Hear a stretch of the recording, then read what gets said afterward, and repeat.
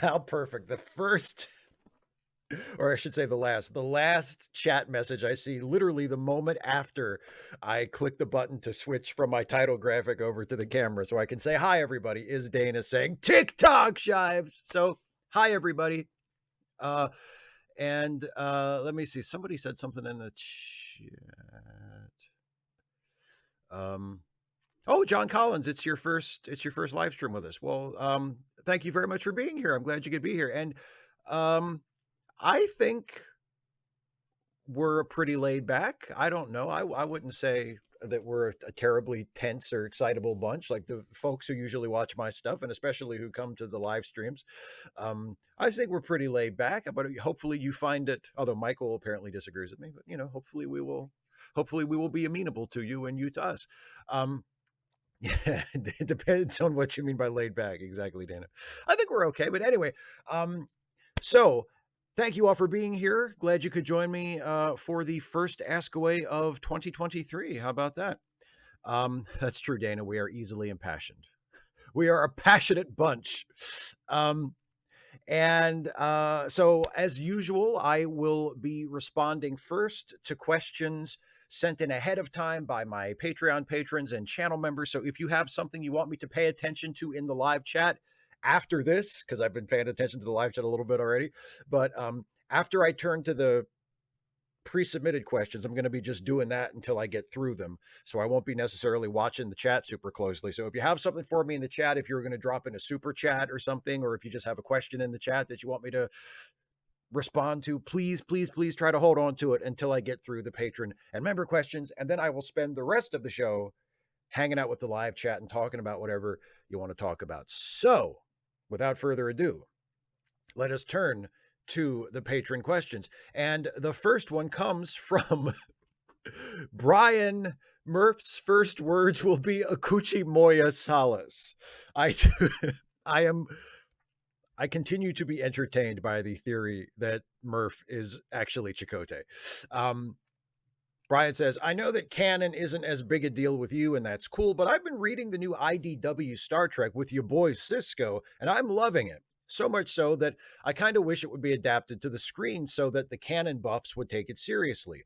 My question is this: what beta canon story would you love to see adapted to screen so people could experience it? Special shout out to Jesse Gender's love of the bonkers X-Men crossover.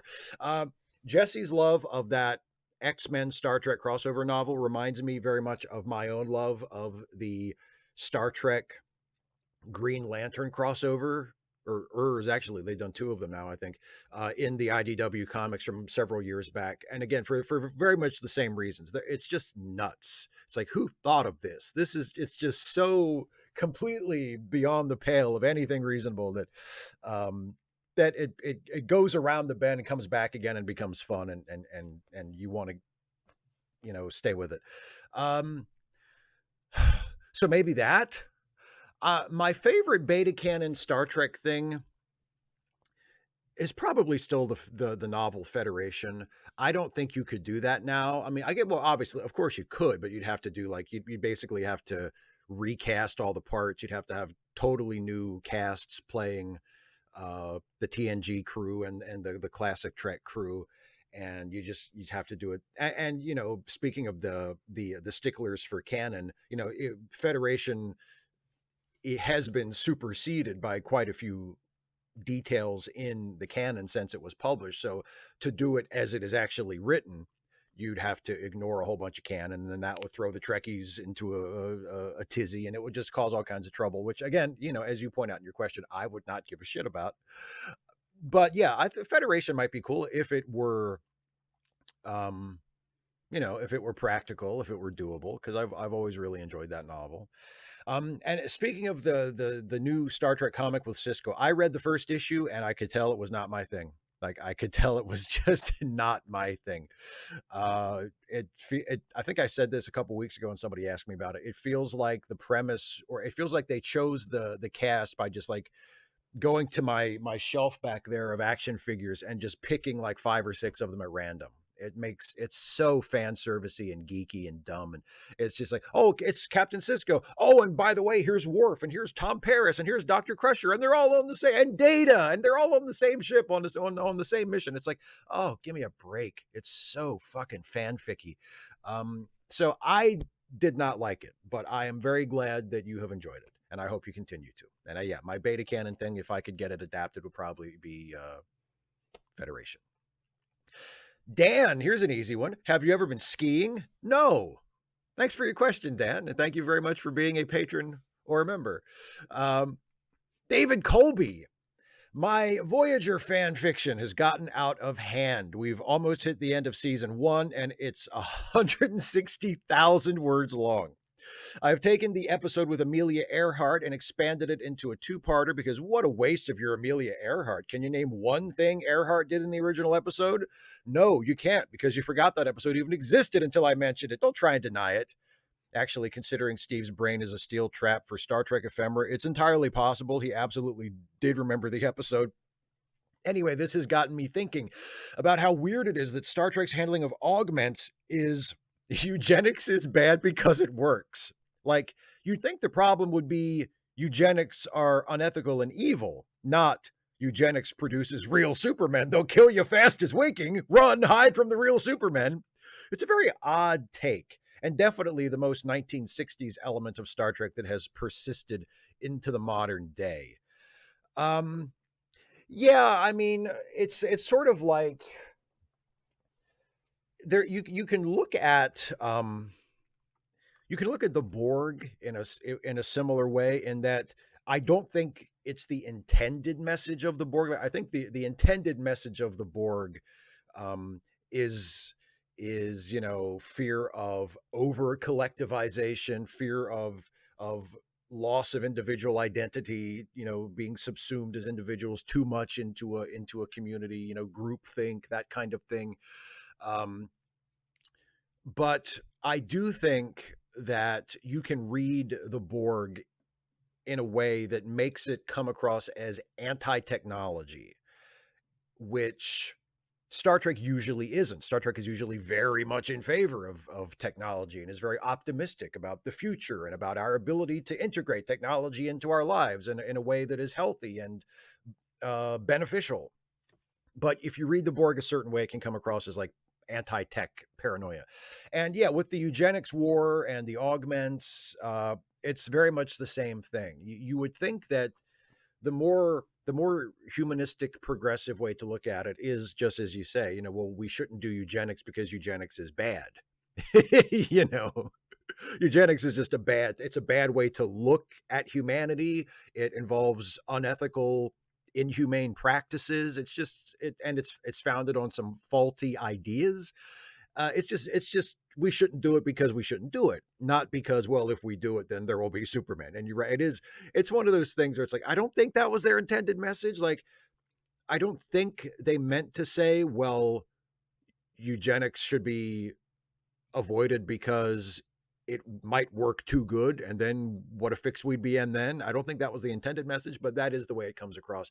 And I think maybe in this case, part of that is due to the fact that Khan was not only the villain of one of the better episodes of Star Trek, the original series, but was also the villain of what is still in the minds of many people, including myself, the best Star Trek movie. So he looms very large as a presence in the franchise. And his background was also mined to create other characters in later projects. There was they brought the augments into Enterprise, and and the idea of not necessarily specifically the augments, but the idea of genetic engineering kind of finds its way into Deep Space Nine a little bit. So and Khan is referenced in that. So because it's attached to Khan, this incredibly prominent character, that sort of interpretation of it has grabbed hold in the franchise and has kind of been with us ever since. And you're right, it kind of clashes with the overall message and the overall worldview of Star Trek quite a bit. Radar, they, them. Did you have a good holiday and what was your favorite meal? I'm trying not to be weird or anything. Actually, I have to admit, I haven't watched the last few of these because I got super embarrassed at my questions for some reason, and anxiety is a weird thing. Anyway, enjoying Ensign's log and late seating. Hi to Dana and Jason. Looking forward to the new year and what you entertain us with. Be well and safe. Well, thank you very much for. I don't think any of your previous questions have been embarrassed, but if you've been anxious about it, I completely understand. Like you said, it doesn't always make sense. Sometimes it's unpredictable. And I think Dana is with us in the chat, so I'm sure Dana is happy to accept your hello and your appreciation of the Ensign's log, and I will pass it along to Jason next time I talk to him. I didn't see Jason in the chat. I don't think he's here tonight. But yeah, I'm glad you're a fan of the podcasts. That's really cool. I did have a good holiday, and my favorite meal was the only holiday meal I had. We just had Christmas dinner with myself and my dad and my brother and my dad's girlfriend, and it was wonderful. We had I'm usually a vegetarian, but I give myself a cheat day on weekends and meal related holidays like Christmas, and we had roast chicken and sweet potato casserole and what else? Um, Beets and of course stuffing and mashed potatoes, and it was delicious. It was delicious. Um, and then a nice big cup of absolutely black, rich, beautiful, delicious Dunkin' Donuts coffee because my dad has a K cup coffee maker and he got a whole bunch of Dunkin' Donuts coffee. Actually, he had Dunkin' Donuts coffee and he had Krispy Kreme and he offered me. He's like, what kind of coffee you want, boy?" And it was like I believe I will have a Dunkin' Donuts coffee, Father. It was like we were living like kings. We were living like kings. It was a wonderful meal and a wonderful holiday. And I hope you had a good holiday too. And I hope your holiday meal or meals were also delicious. Duwan, well, I just bought Star Trek TNG. I would really like to know what's your favorite episode of Star Trek TNG. Another thing I'm curious about is why you dislike Loxana Troy. Don't answer that one yet. My main question is I'll get to DS9 and Voyager later. Okay, so my favorite episode of TNG, I usually say, I mean, first of all, it's tough because I really, really like TNG. And I mean, after you get past the first two seasons, I mean, it becomes incredibly consistent. I mean, it's just a fantastic, wonderful show. Um, Usually, I say that my favorite episode is Chain of Command, which is the Captain Jellicoe one, where Picard and Crusher and Worf get sent off on a secret mission, and Captain Jellicoe, Ronnie Cox, comes in and takes over the Enterprise temporarily. I love that episode. It's a two-parter.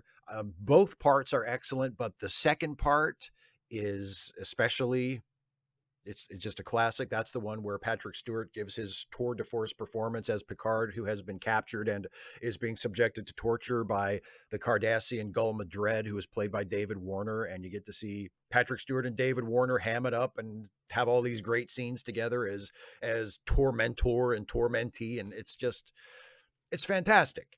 It's fantastic. The other episode that I often cite as my favorite, or one of my very very favorites, excuse me, is Tapestry, which is the Q episode where he kind of sends Picard, he sort of quantum leaps Picard back into his own past, and Picard relives a few days of his life from right after he graduated the academy and when he got into the fight where he got stabbed and ended up having to get an artificial heart. And Q gives him the opportunity to change that part of his past and see what happens. And that's a really, really fantastic episode too. So yeah, yeah. Tapestry or Chain of Command, and particularly Chain of Command Part 2. Those are my very, very favorite TNG episodes. Michael Handeline, hey Steve, happy 2023. I was thinking about the 1958 Touch of Evil the other day and how much I dislike it overall, but how good I think the opening is. It's pure Hitchcockian tension at its best because the audience knows the bomb is in the car, but not when it'll go off. And the car keeps stopping and crowds of people and stuff. And you keep wondering how much collateral damage this assassination will do. then Charlton Heston shows up as the Mexican DA in the movie loses me. I was curious if there were any movies or shows that you heavily disliked, but had that one good part that you still think about from time to time about how good it was. Um, well, the example that comes to mind right away is the junkyard fight in Superman 3. Superman 3, I mean, I won't say that I hate it. It's not like it's not a very good movie. And especially coming on the heels of Superman 2, which I think is a very good movie. Superman 3 is just not what you're after there. I mean, I Christopher Reeve's Superman is wonderful as always. I love Richard Pryor in general, but it just doesn't work. It's just not a. I mean, but it has its moments. You know, it has and uh, oh God, what's his name? Oh God, I can't think of his name. Um,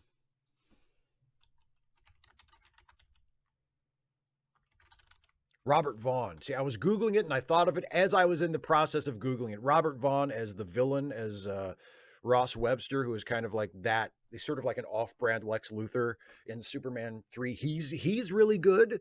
And he has that moment where Gus is supposed to poison Superman with the homemade kryptonite. And at first it looks like it didn't work. And he has to call Ross and tell him that it didn't work. And Ross says, "So you're telling me I sent you to kill Superman and you couldn't even do that one simple thing?" And then he lets go of the phone and it just kind of slides down the side of his face and onto the floor. It's a great scene. But the junkyard fight scene, which is when Superman has been poisoned by the artificial kryptonite and it's kind of turned him into a jerk. It's taken away his morality and his motivation and he's just kind of an asshole.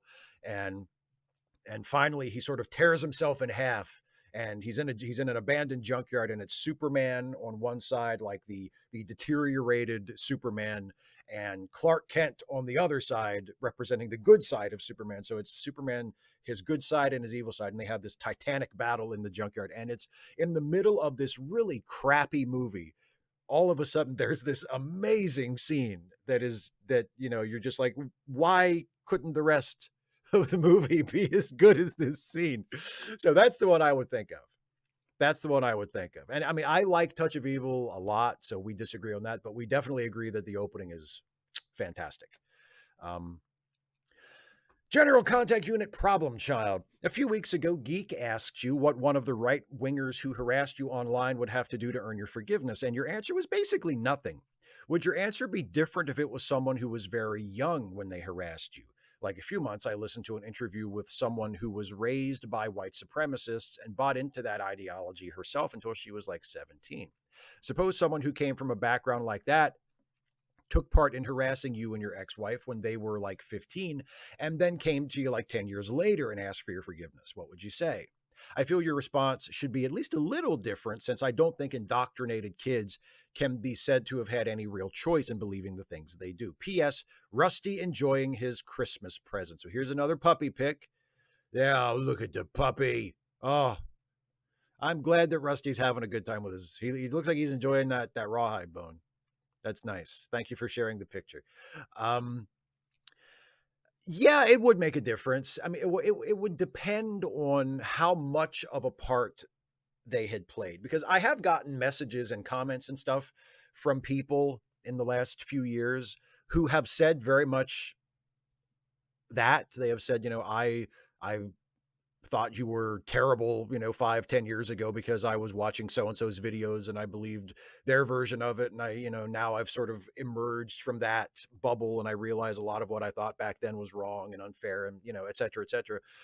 And I'm, very happy to say, sure, don't worry about it. You don't have to beg for forgiveness, or you don't have to think I hate you or whatever. Like, it's if you were a kid and you just sort of went along with it because it sounded good at the time because you were 14 or 15 or 16 and you didn't know shit about shit. It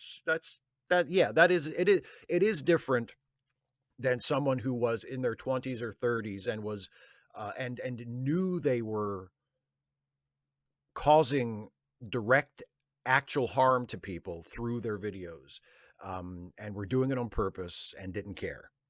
because they were making money from it, or because they were gaining an audience and a platform from it, or because they just enjoyed it because they were shitty people. That is, you know, and also it would depend on whether or not this person was like one of the ringleaders. Like if they were just someone who kind of jumped on Twitter or in YouTube comments or something, and then later on they regretted it, that's a lot easier to forgive than if they had been, maybe they were 15 or 16 or 17 years old, but they made videos about me that got hundreds of thousands of views. Like, I mean, that is still, is it easier to forgive for them than it would be for someone who was like a fully grown adult who had no excuses? Yeah, it's probably a little easier to forgive, but it's a lot, like when you have done something like that to other people, and then you try to just sort of come out of it and be like, oh, hey, I was a different person back then. Are we good? Like that's,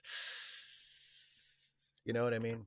Um, and like the best advice I can give to anybody is to anybody in that situation is first make peace with yourself.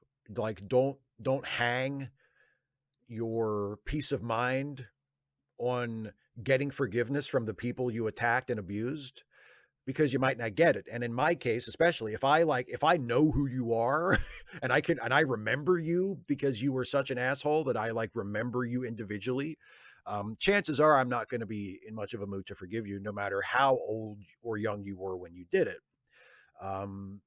Because there's just no excuse for it. Now, I'm not going to spend the rest of my life hating you. I'm probably not even going to think about you on a day-to-day basis. I probably am not going to think about you at all until someone reminds me of you, because that's just not, I don't carry it around like that. But if you ask me to, to absolve you, I'm probably not going to. It is what it is. I'm sorry.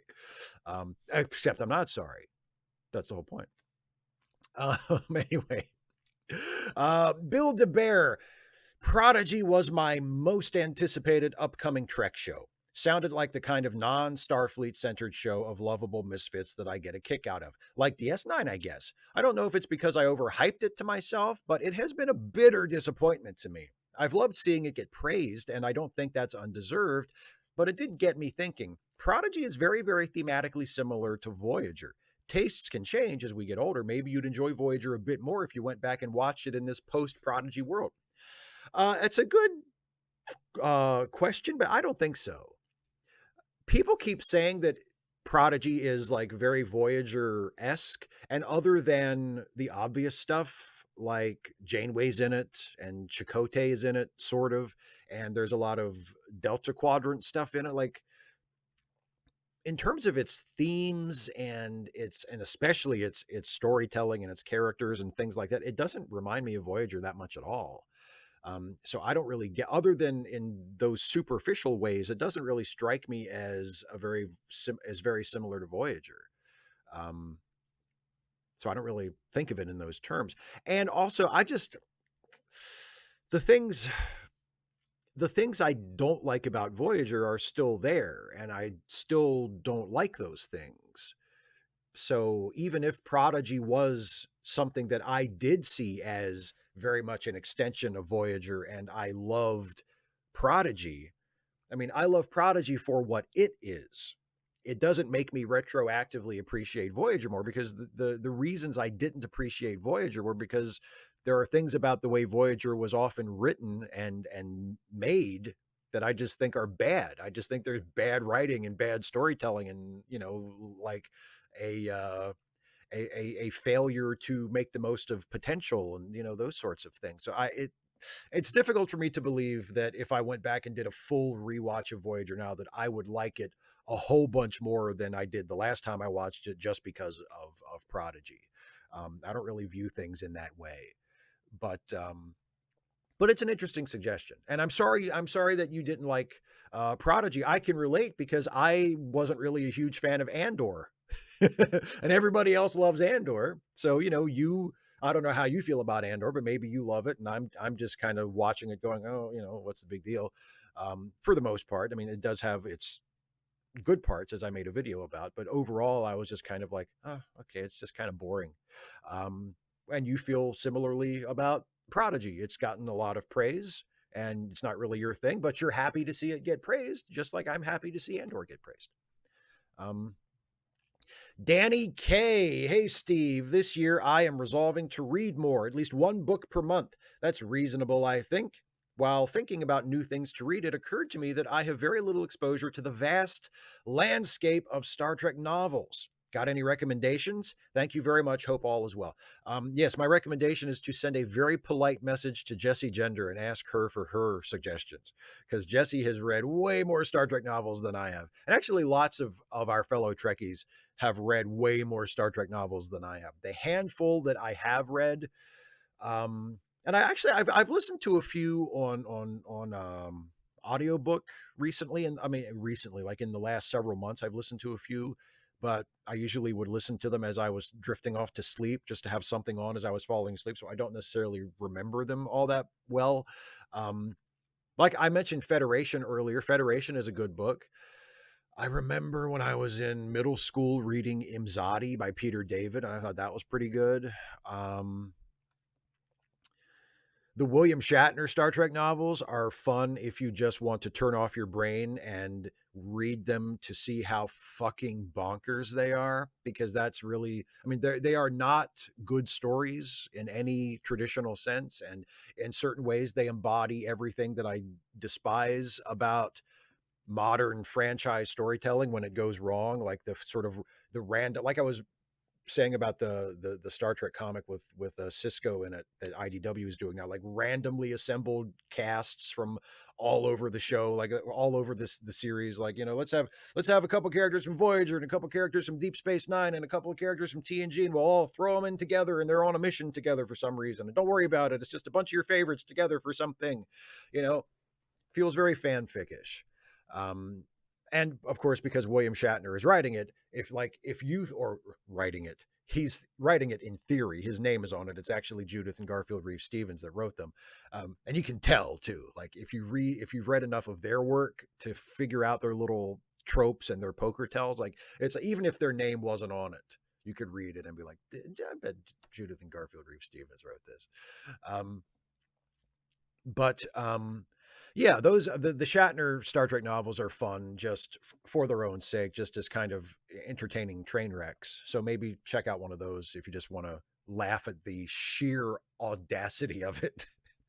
Sent Merck, hey Steve, I'm a postal carrier, and this winter has been extraordinarily rough on me so far. Driving through blizzards and deadly temperatures all day. I've been listening back through all of Late Seating and your Trek Actually videos, and I wanted to say thank you to you and Jason for helping me get through a hard time lately. That said, I came across some of your baseball episodes. I don't care about baseball, but I do love listening to two guys talk about something that is sacred to them. I also love the X-Files, and I get that same sacred baseball feeling from the Unnatural. So for my question, what do you think of the Unnatural and its treatment of baseball and the ability of any simple human activity to become transcendent? Or how about our ability to enjoy something through the eyes of someone else who loves it? Also, special credit to Jesse Martin for his performance in that episode. The Unnatural is a fantastic episode of the X-Files. I love that episode too. Um, and yeah, I mean, the thing about, yes, any simple human activity can become transcendent to people who love it if it gives them something that they're after, if it allows them to project things onto it. Because those of us who love baseball and those of us who are able to endlessly wax poetic about baseball, much to the consternation and boredom of people around us who are not that into baseball. Hi, Dana. Um, it's not it's not just baseball itself. It's what we bring to it. It's what it reminds us of. It's other things in our lives and our memories that we project onto it that make us love it so much. It's, you know, the memory of watching baseball games on the couch with, in my case, with my granny, or going to live baseball games at the ballpark with your parents or your grandparents or your friends. Um, it's playing baseball when you were a kid, or, you know, when you were a teenager, or maybe even when you were a young adult. Maybe you played in like a local softball league, or a church league or something, and or maybe you still do, and it's something you love to do, and you associate it with things from your own life and with people you care about and with experiences that you treasure, and you watch a ball game either live or on TV or listen to it on the radio, and it conjures all these romantic feelings in you, and it's just a wonderful thing. And there's a lot in baseball that can be seen in extremely technical terms that can also be viewed in very poetic and very artful terms. So it lends itself to that sort of thing. And but you can do that with, I mean, you can do that with basketball, you can do that with tennis, you can do that with professional wrestling, and I've tried a time or two to do it. You can do it with board games. You can do it, God help us all as a society. You can do it with role playing games, much to my consternation and boredom. You can do it with anything that is an activity that is an apparently mundane, simple activity that means something to you and allows you to pour yourself into it and gives you something back in exchange. Um, that in that way, almost anything that you love doing or love watching other people do uh, can be transcendent. And that's one of the beautiful things about it. It's one of the beautiful things about sports, for example, as just one example. Um, you know, being able to love it so much that you can have that sort of transcendent experience watching it or playing it or talking about it, for sure, for sure. Agent Meister, it's Rex Manning Day. Peldor Joy, Steve. Comic book stores, ain't they great? I grew up in a very rural part of Ireland, and my nearest CBS was nearly 300 miles away. Thankfully, I was able to get my comics, all Batman titles, of course, every month in the mail. I remember when I was first able to finally visit this store 25 years ago. I was 18 at the time, but it made me feel like a child again. I remember the rows and rows of monthly titles, graphic novels, and back issue bins, not to mention the display case featuring statues, models, toys, etc. It was because of this I came to appreciate other characters like Superman, Captain America, Green Lantern, etc. I've been to many comic book stores since, but I'll never forget that first time. The comic book store has always struck me as a very American thing, and I'd love to know if you have or ever had one you frequented, and if so, was there anything special about it? If you have nothing to say on the topic, then answer me this: your ideal pet, tiger or T Rex? Well, I do have something to say about it, but I will also say ideal pet, tiger, because easier to control than a T Rex, but only marginally less dangerous. So I would love to have, if I had the space for a pet tiger, and if it was like legal, and I thought I was in any way fit to care for one, I would love to have a pet tiger. Unfortunately, none of those things are true. Um, yeah, so there have been a couple of comic book stores in my life that have been special places to me. There used to be a place, I think it still exists, although I'm not really sure where it is anymore because it's moved locations a few times and I haven't been there for a very, very long time. But there is a comic book store in Hagerstown called Atomic Comics that we all used to, those of us who were comic book fans in high school used to go to, because it was like the closest comic book store, in our area. Other than that, you either, like you said, you subscribe through the mail, or you got what they had like on the spinner rack, at the newsstand in a bookstore or something, or a grocery store. Um, yeah, so Atomic Comics was a cool place. There's a place in Frederick, which is about half an hour's drive from me, called Beyond Comics. That's really cool because Beyond Comics was like the first really, really nice comic book store I was ever at. It was like there was lots of space. It was well lit. There was like areas in the back where people did, again, like God help us all, did like role playing games, play D&D and stuff. All like dedicated areas for the action figures and collectibles, massive trade paperback section. I think it had like it has, I haven't been there for years. I assume it's still there. It has one of those big, like, um, plastic or foam, whatever they are, like statues of the Hulk, striking a dramatic pose. So I mean, it's a really cool place. That was the first time I ever remember walking into a comic book store and going, "Wow, this place is nice." So Beyond Comics is another one that I would nominate as a special place that I used to go to a lot for sure. Black Cover 95. Today is the second anniversary of the Capitol insurrection. Do you think the government should declare an official annual commemoration, like how Britain has Gunpowder Treason Day, to keep the rioters from being misremembered as heroes like Guy Fawkes?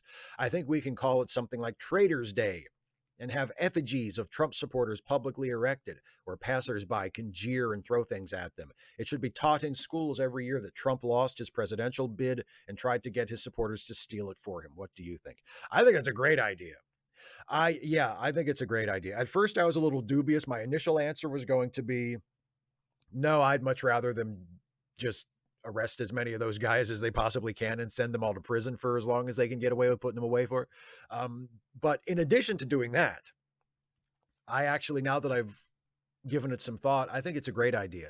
And especially the idea of it being taught in schools and using the establishment of an annual holiday, on the day of January 6th, using that as a prompt in history classes in schools to teach about it and to teach why it was such a terrible thing and the circumstances of, okay, he lost the election and his supporters refused to accept that he lost. They declared victory anyway. They sought through violence and intimidation to subvert the democratic process. This was a dark, dark episode in our nation's history, and we should understand it as such and never forget it and never romanticize it and never view it in such a way that we have sympathy for the people who were responsible for it. I think Traitors Day is a great idea. I really like it. Stephen G. Clenard. Hey, Buster. I had a pretty good petty and childish insult ready to go for this Ask Away, but then you had to release that YouTube short on Monday praising, it hurts to even say it, Billy Joel. Ugh. I was debating whether I should despise or merely pity you, but clearly shit is far more dire than I could have feared. What's next? Rod Stewart? You basic, hashtag embarrassed to have ever been a fan, hashtag soundtrack to hell. Only early 90s Rod Stewart. Only early, like the Motown song or his cover of Downtown Train or Forever Young, like late 80s, early 90s Rod Stewart. That's the only Rod Stewart that I truly, truly stand. Can't wait to see the reaction to that. And in my defense, I did not really think that YouTube short that I made on Monday was praising Billy Joel. It was referencing something I remember him saying, but it was actually making fun of Billy. Although I also want to make perfectly clear, I am a huge Billy Joel fan, unironically. So, I mean, I don't want to try to weasel out of, the main point of your question. Like you're upset that I am not only a Phil Collins fan, but also a Billy Joel fan. And that is true. I am a big Billy Joel fan, but that short was not necessarily a praising of Billy Joel. I came not to praise Billy, but to bury him, specifically to bury his sexual prowess. And I believe I did that in effective fashion, but I love Billy Joel. Some random geek who doesn't have a question. I mean, yeah, it is Thursday and I still don't have a question for you. I will say when I saw the title of your video, what would anti-SJWs have to do to earn forgiveness? I was like, wait, didn't I ask that question to Steve last Ask Away? And pleasantly surprised to see that video was an edited highlight of my question. Also happy to see me mentioning Joanna Roberts' situation got viewed 11,000 times. She was able to pay off her back rent last month. Now her situation is just the usual of only getting $1,400 a month from SSDI when she needs about $2,400 a month to live and raise her trans NB son. I will post her links in the chat, and they are on charitylinks.page as well. Back to video. Kind of thought that you were just starting posting highlights from your Ask Away, but I check and I was your first. Let it be known that I was Steve Shives' first of something. First! I'm guessing that it is a one-time thing and is not going to be a recurring content then, right? My God, I just asked a... Perfect. Absolutely perfect. Splendid. It's not gonna, I don't plan on it being a regular thing like a series. Um, but I do think like if I say something, uh, if there's a bit during a stream that I am particularly happy with, or I think is especially pertinent, or can stand on its own. Like I will probably do that from time to time. I don't think it'll be like a regular thing where I'm culling every single live stream to find something I can carve out and make a standalone video out of. But yeah, if something jumps out at me and I think, oh, actually, that answer to that question or that bit, from Askaway, I think I could probably edit that into its own video and release that separately. Yeah, I'll totally continue to do that. But it's not something that, so probably irregularly recurring content. And yes, thank you for asking a question. And I was very happy that that video got that number of views and that people were made aware of Joanna's situation as well. Hopefully, they will be made aware of it again, and she'll get some more help this time around. Kier, who has already had enough of 2023. I've spent the first week of 2023 ill. I broke my phone, too.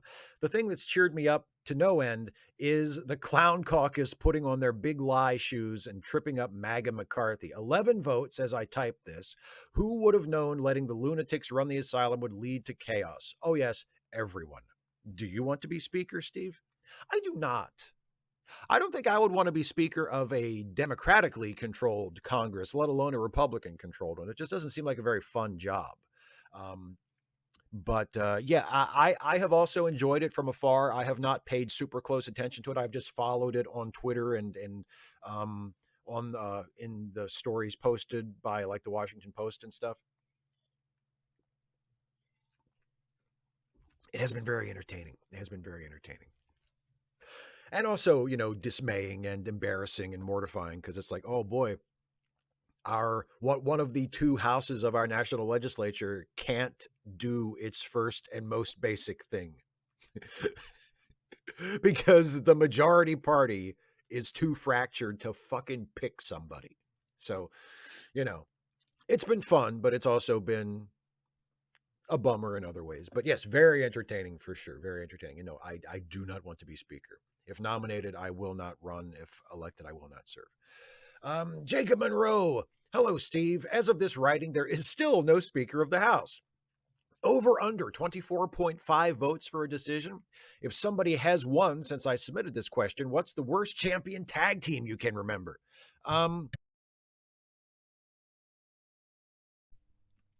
Well, nobody has won yet. I believe the current situation is the House is adjourned, but they plan to reconvene tonight at 10 p.m. Eastern and hold another vote. And apparently, McCarthy is optimistic that this time will be the time, that he has made enough concessions, that he's won over enough of his dissenters, that the 14th ballot, which is the next one to come, will be the one. So we'll see. I kind of hope not, because I already wrote and shot a video for Monday that is predicated on them not having chosen a speaker yet. But I wrote in a little bit at the beginning just in case. So it would definitely play better if they haven't picked somebody by Monday morning. But if they have, it's okay. The video will still be funny. But yes, I'm kind of crossing my fingers that they won't have somebody at least until after Monday morning. But whatever. I don't think it'll take 24 votes, though. I feel like by the end of this weekend, if not tonight, certainly by the end of this weekend or next week, they will have resolved it, and McCarthy will probably be the speaker. But he'll have to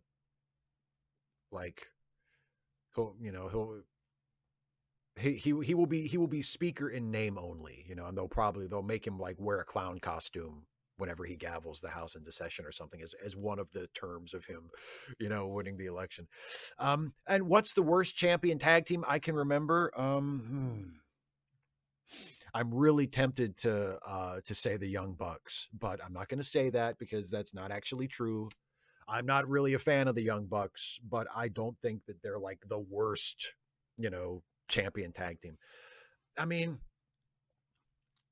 probably one of the random WCW teams from the late 90s or early 2000s before it went out of business. You know, like I remember they did this thing in, I think, 98, where remember Sting joined the NWO. He joined the Wolfpack specifically.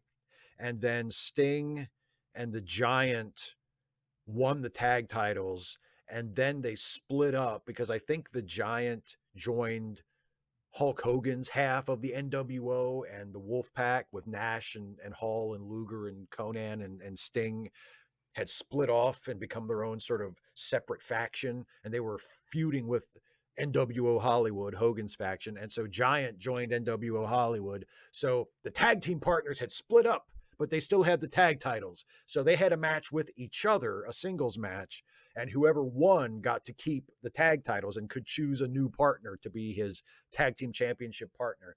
And Sting won and had the right to keep the tag team titles and choose a new partner. And he chose Kevin Nash as his partner. And then the very next pay-per-view, they lost the tag titles anyway to the Giant. And I think Scott Hall was his partner. So the whole thing was just completely fucking pointless and just a huge waste of time. I don't think WCW ever, especially after like the NWO era began, I don't think WCW ever had any idea what the hell to do with the tag titles and didn't care, which was a shame because the tag team wrestling is awesome if it's done right. Eric Paslick, hi Steve. I hope this gets in on time. I really enjoyed your Star Trek Prodigy review. It got me thinking, though, always a bad idea, about Prodigy being a half-hour episode format show. I remember hearing in the past, I don't remember where, someone in the entertainment industry that the half-hour TV show format was the superior format because it forced the writers to be concise and to the point with their storytelling. Do you agree or disagree? And do you think that this format helped Prodigy in any way? I completely agree. And yes, I do think it helped Prodigy. I don't think it's a coincidence that Prodigy's storytelling is awesome, that the pacing of its individual episodes as well as its multi-episode stories is usually very, very good. Because, yeah, they have a half-hour format. Episodes of Prodigy, when you take out the commercials of a 30-minute broadcast TV show, you wind up with something that's about 22 minutes long.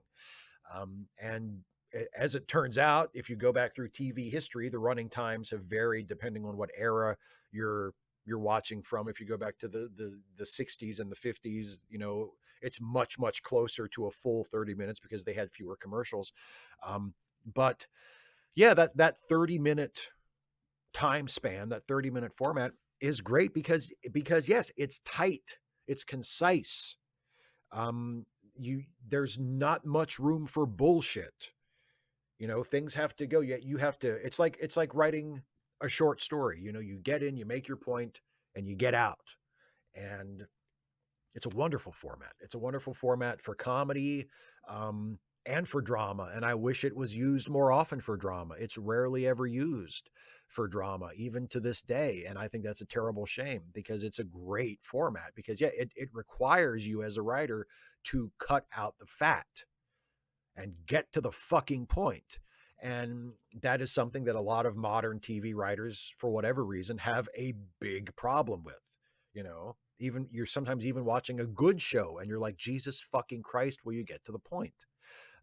So a half-hour running time is a great way to sort of force that issue. And yeah, the person who said that, I'm not sure if this is the person you are thinking of in this instance, but it reminds me of something that Rod Serling used to say, because Rod Serling was very much of the same mind. The original Twilight Zone, for 4 of its 5 seasons, was a 30-minute show. Seasons 1 through 3 and season 5. In its 4th season, at the request/demand of the network, it was changed to a 1-hour format. And I don't think it's a coincidence that there aren't very many shows from that 1-hour season, the 4th season, that are up there among the classics. Almost every classic episode of The Twilight Zone that people talk about and think about when they hear the title, The Twilight Zone, are from the 30-minute episodes. There are some good episodes in season 4. There are some good 1-hour episodes, but not that many. And even the really good ones don't compare to the classic 30-minute episodes. It's just that's the perfect format for that show. So yeah, I definitely agree. I definitely agree on both counts. Matt L., I feel like I should be surprised how horribly the Republicans have handled the U.S. House, but I'm not. They have all the power, and yet they're too busy fighting amongst themselves to even do the most basic thing. What are the odds you think Kevin will get the job tonight? Should Democrats capitalize on their division, or should we just sit back and laugh? Like I said, I only know what I read in the paper. It seems like it's at least very possible that he will get the job tonight. So I won't be surprised based on what I'm reading that if that's what happens. But I mean, I'm not really sure how the Democrats could capitalize on it. I mean, if there was a way to capitalize on it, I would say, yeah, absolutely capitalize on it. Go for it. But I'm not sure what practically speaking they/we as voters could do. But I mean, other than maybe use it as a campaign issue at some point. But I mean, I'm not sure what else we could do. But yeah, we should certainly be sitting back and laughing. Yes, absolutely. Isaiah Taylor. Steve, would you be interested in a short Star Trek miniseries based on an episode from TOS? In this case, Tomorrow is Yesterday, but a different plot and storyline. In mine, the USS Enterprise travels back to 1968 and encounters the U.S. Navy aircraft carrier USS Enterprise, CVN 65. The mission is to prevent an unknown race of shape-shifting aliens from fomenting a nuclear war between the US and Soviet Union over the Vietnam War. Captain Kirk then meets the captain of the CVN 65 Enterprise. A subplot also involves a romance between NCC 170 and geologist Azra Bashir and a shy black sailor on the CV 65 Enterprise. Also, the TOS Enterprise gets intercepted by a flight of Vought F-8 Crusader fighter jets. I know it's not much right now, but what do you think? What would you like included in it? R.I.P. Walt Cunningham, Apollo 7. I mean, I kind of like what you've got. I like that it's just a Star Trek story. You're not bringing in characters from other shows. I like that it's its own thing. It's not revisiting Tomorrow is Yesterday and like picking up on some little detail in that and expanding that into its own thing. It's taking the same premise and doing a completely different story. Like basically this episode would have happened instead of Tomorrow is Yesterday. And I like that too. I think that's a much better way to do it than, again, I keep saying things are fanficky, but the very fanficky thing of, oh, what if I take that one scene from the episode and I write a whole book about it, like, oh God. But I think this is a good idea. And I think if they had had the budget and the time to do an episode like this, I think it would have been really cool. So yeah, I mean, I don't really have anything that I would want to add to it off the top of my head, but I think what you've got there is pretty cool. And obviously it incorporates your love of ships and planes and stuff, which I also think is cool. And yes, R.I.P. Walt Cunningham. Walt Cunningham, for people who don't know, was obviously, you can tell from Apollo 7, was one of the Apollo astronauts. Apollo 7 was the first crewed Apollo mission after the Apollo 1 accident. The Apollo 1 was supposed to be the first Apollo flight with astronauts aboard. And of course, there was the terrible fire and the astronauts were killed. And that really delayed the Apollo program. So then Apollo 7 became the test flight for the Apollo, for the command module, basically. And it didn't fly to the moon. It was 3 astronauts aboard just to prove that the capsule worked and was space worthy and could carry astronauts safely to space and back. And they just orbited the Earth. It was very much like a Gemini mission with an extra astronaut on board. But it set the stage for everything that followed after. It set the stage for Apollo 8 flying all the way to the moon and coming back in the command module. It set the stage for the eventual actual moon landings, beginning with Apollo 11. And, Apollo 7 is what proved that the Apollo program was really viable as a manned space flight program and opened the door to the moon. And Walt Cunningham was a part of that mission. And yeah, it's a loss for sure. He was an American hero, as all astronauts are. John Burns. Osama bin Laden and Saddam Hussein considered working together, but Osama thought Saddam was too secular for his liking. Franco might have joined the Axis in World War II. They even met in 1940. Think Hitler's charming personality of trying to intimidate those he considered weaker than himself to join his side rubbed Franco the wrong way? I'm sure Mein Kampf was available to Franco, but it's also possible that Hitler's intensity over the German master race insulted Franco. Rome and Madrid had roots for centuries. Berlin? Nothing. Well, thank you for that little piece of history, John. I appreciate it. Yeah, maybe Hitler rubbed him the wrong way. Actually, you reminded me. I've been on a little bit of an Orson Welles jag of late, not watching his films, although I probably should be doing that instead. But I've been watching on YouTube old interviews of his. And I watched I think I had watched it before years ago, but I watched it again just recently and refreshed it in my memory. But it was Orson Welles on the Dick Cavett show from, I think, 1970, early 70s, like maybe 70 or 71. And Orson Welles told a story of from I think the 30s, when he had not yet made Citizen Kane. He was known as a radio broadcaster and as someone who staged plays. So he was theater and radio, not film yet, but he was relatively famous for those endeavors, and got invited to stuff, and met a lot of famous people. And he was actually at a dinner in Europe. I think this was actually in the early 30s, maybe even in the late 20s, before the Nazis took power in Germany. And this is what it was. He was hiking. He was backpacking across Europe, and a friend of his guide on the hike was kind of a burgeoning Nazi, and invited Welles to a dinner in Germany where Hitler was present. And this was before he was, quote unquote Hitler. Like the Nazis hadn't taken over yet. He was just the leader of this movement in Germany.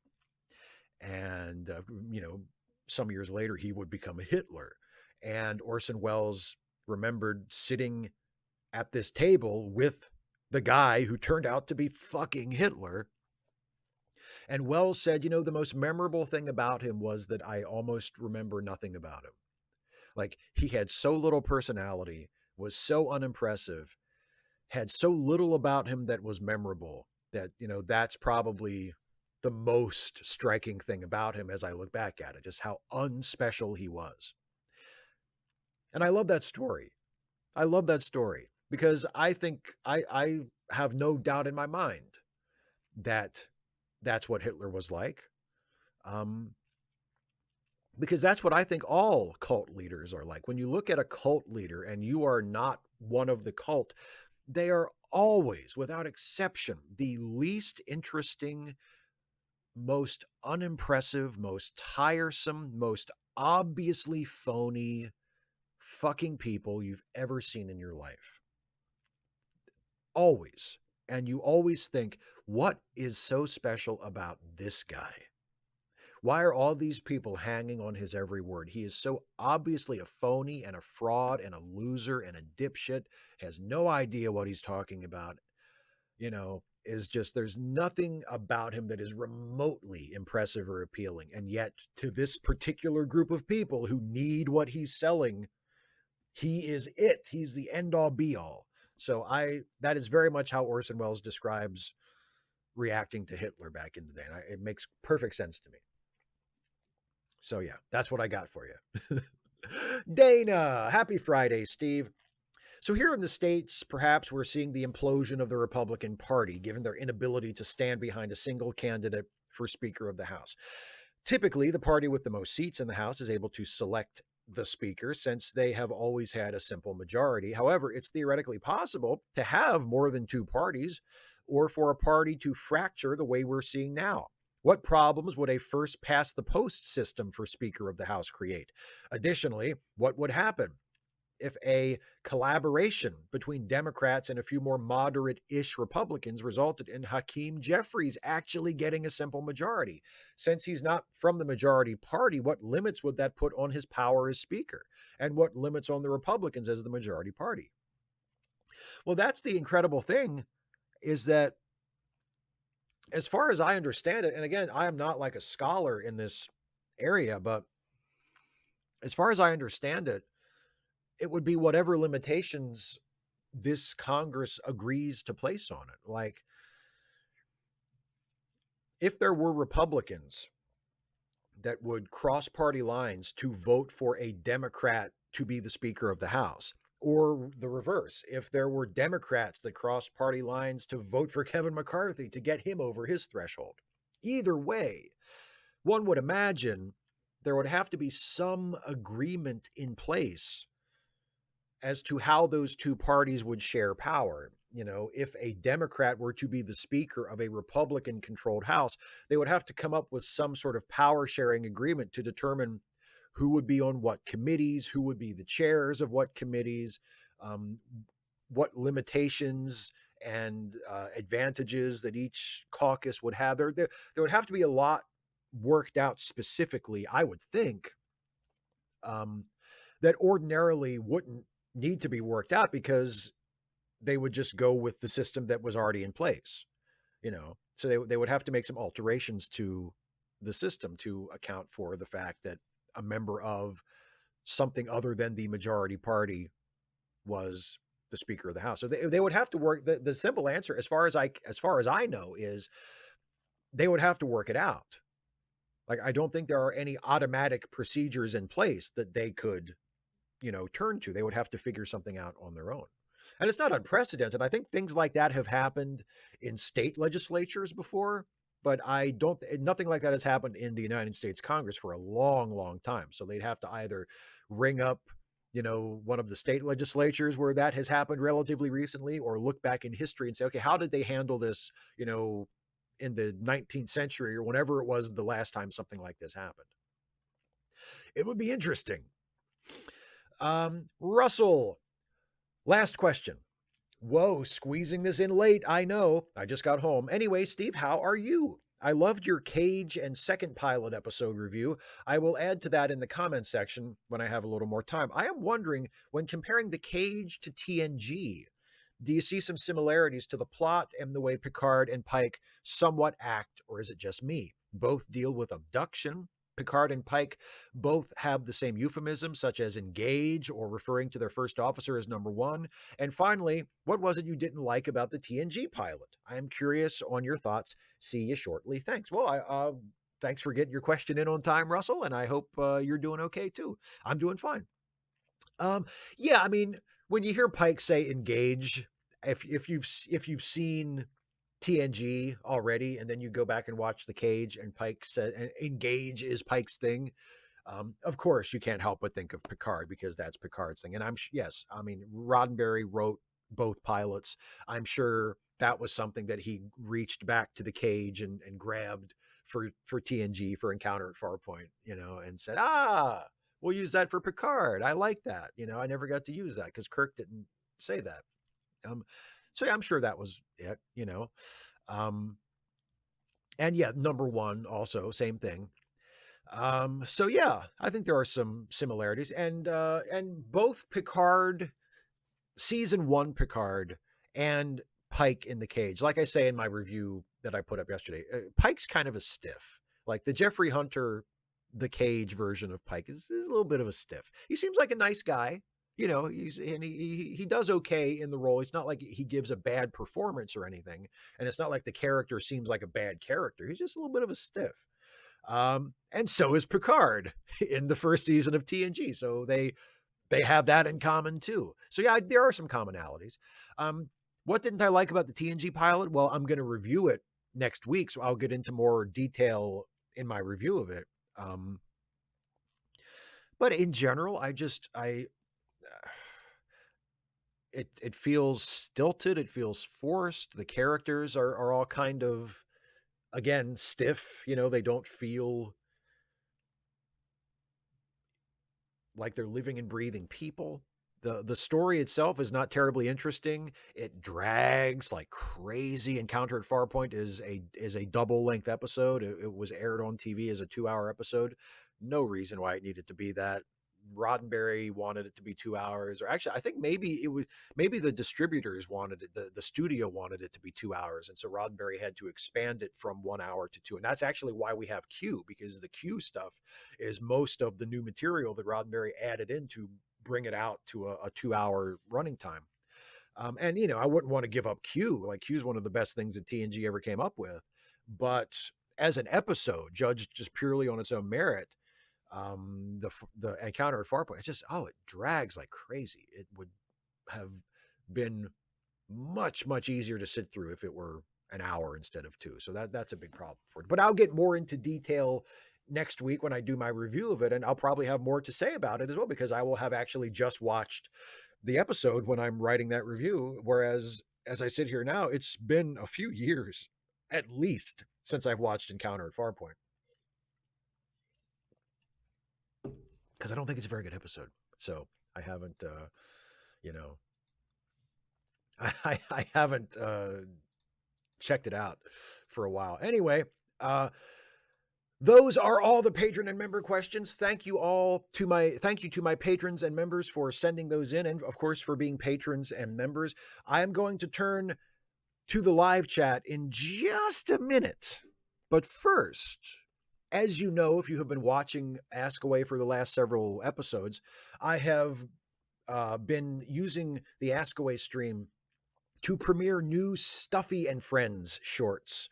And these are YouTube shorts. They're literally 1 minute long, if not a little less. So they're like super short, but they are little vignettes, little sketches with myself and Stuffy. And I have been debuting them on Ask Away in the full frame format. And then the next day they go up on their own in a square format as YouTube shorts. So if you're watching tonight on Ask Away, or if you're watching this later in the archived version, either way, you get to see the full version, the full frame version of the next Stuffy and Friends short, which I'm about to share with you right now. And then I'll turn to the live chat for the rest of the show. So join me in watching the next brand new Stuffy and Friends short.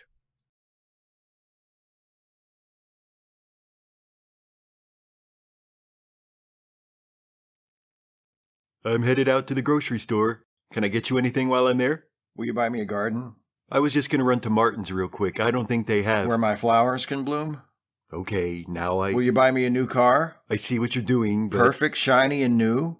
I really have to go so I can get back in time Will you buy me that big house way up in the West Hills? Please just tell me if there's anything you actually... Will you buy me a new life, Stuffy? Will you buy me a new life? That's not on my list. Were you going to get more milk? Yep. Then I'm good. So there we go. I hope you enjoyed it. I'm fond of that one. That one was fun to make. So anyway, let's now turn to the live chat and see how everybody's doing, what everybody's talking about. Hi, everybody. Yes, Geek, I know you know the Everclear song. I know the Everclear song as well, as you can tell.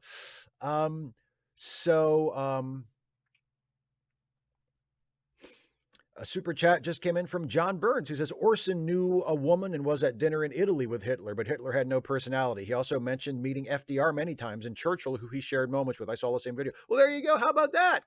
Yeah, that's it was the Dick Cavett show, right? And yeah, he met FDR a lot because after World War II started, he was, Orson was a big celebrity again, both for his radio career and because Kane had come out by that point. And he did a lot of fundraising for the war. He did a lot of selling war bonds and stuff. So, he met FDR a ton during the war. Joe McClory with a super chat. Thank you very much, Joe. Says, your Batman mental illness app, you didn't mention that although they go to Arkham, they don't have realistic mental illness. Do you think that it is wise for them to not do so? Could a comic do it well? Could a comic do realistic mental illness well? Of course it could. Yes, of course it could. I don't know if it would. But yes, I think that's entirely possible for sure. And I would be interested to see them try. I think it would, and it might do a good job toward rehabilitating the way that comic has historically treated mental illness.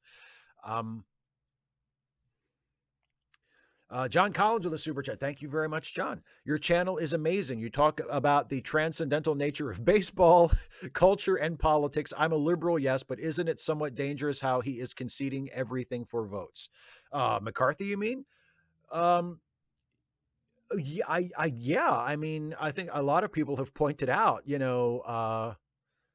he must really want to be Speaker of the House because he's giving away all of the what has become like the traditional powers and responsibilities and advantages of that office. He's giving all of that away so he can have the office. It's like by the time he gets it, it won't be worth anything. So I don't know if it's dangerous necessarily, but yeah, you know. Super chat from John Burns. Hitler might have horrified the JP and the FI. I don't know what that means. Wooga with a super chat says Batman White Knight actually addresses the failures of Batman, the GCPD, and Arkham. Great read. Other people have mentioned that one, and I think I want to try to find that and check that out because I haven't read that. Kane, I'm scrolling back a little bit to find some that I missed. Hang on here. Kane 20C says, what genre do you believe He-Man belongs in? Children's sci-fi fantasy action adventure. One of those. It's difficult to pigeonhole He-Man because it has so many elements from so many different things. Like it takes place on another planet. There's all kinds of advanced future technology. So that's sci-fi, you would think. It's got robots and stuff, but it also takes place in there are also like these little villages that people live in, and there's parts of it that feel kind of Edgar Rice Burroughs-ish. Of course, there's dragons and castles that kind of feels like medieval or high fantasy kind of thing. So there's all kinds of pieces from other things thrown into it. So it's hard to categorize specifically. Durolette says, I mentioned Hakeem Jeffries earlier in the chat. Under Nancy Pelosi's second in command was Steny Hoyer from your home state of Maryland. Since Hoyer won re-election, did he step aside? I believe he did. I think the entire incumbent leadership in the House stepped aside. I believe that's what happened. Yeah. 285 AD says, if someone who did seriously harass you, by the way, Radical Bacon, no, I am not lactose intolerant.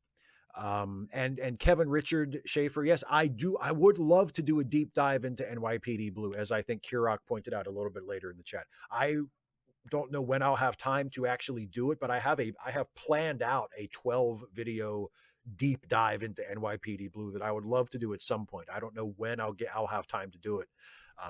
But yeah, I would.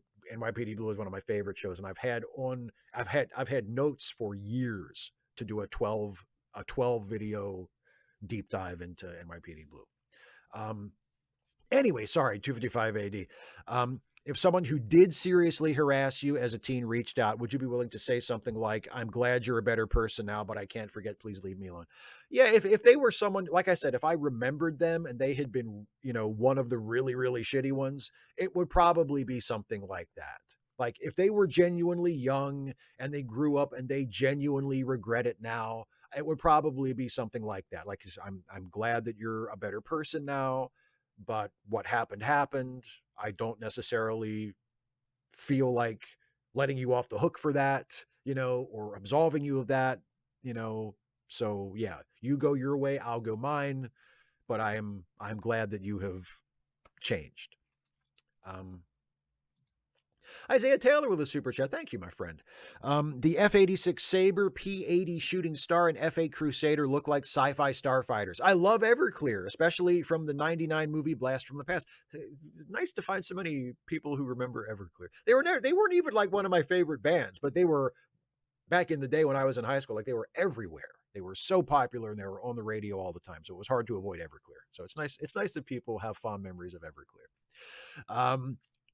All Mod Cons with a super chat. I watched all 9 seasons of Steve and Stuffy 3 or 4 times. The shorts are great, but any chance of you doing full episodes again? Are Toby Benson and Jack still a couple? We are going to do full episodes again at some point, but Toby Benson will not be a character in the new episodes, unfortunately. My wife and I split up, and she has ownership of some of the characters, and we mutually agreed that after we split, certain characters that were hers would not be in the show going forward, and Toby Benson is one of those. So no, Toby Benson and Jack. I don't think we're going to get into exactly what happened between them, but they will not be a couple in the new show. But Jack will be in it, and yeah, but unfortunately, Toby Benson will not be. But yeah, I don't have a timetable. I don't know what to tell you as far as when, but at some point, I would love to do full episodes again. Yes, absolutely. And a super chat from Kirok 2011. Thank you again for the super chats, everybody. This is really cool. One thing I forgot to mention about your review, I hated the fact that they chose Man Trap as the first episode. If they were going to ignore the first two pilots, they should have went with, and I can't wait to see what they should have went with. The Corbomite Maneuver, a much better episode than the Man Trap. And the Corbomite Maneuver didn't air until the 10th episode, even though you can tell it was produced before. What do you think?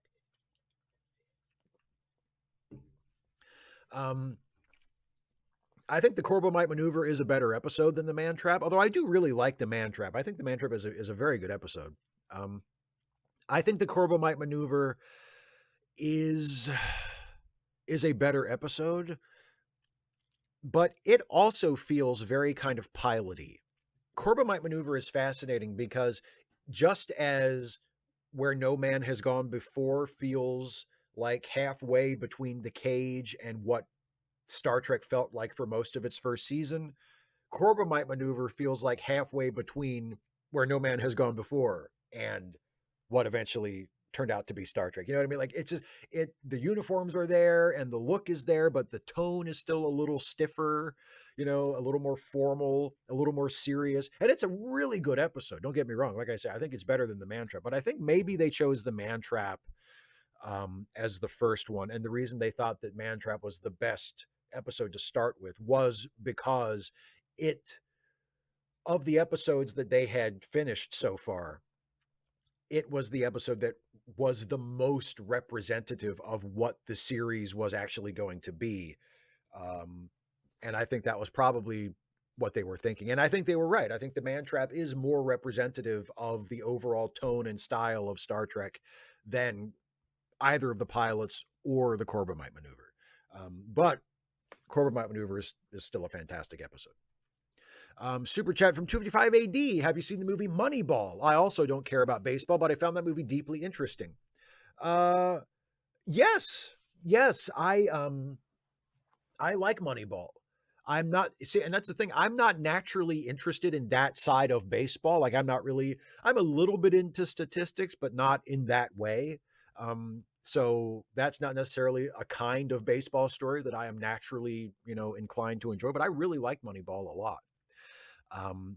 And another one from 255 AD. Why didn't you just buy her buy her stuffed animals?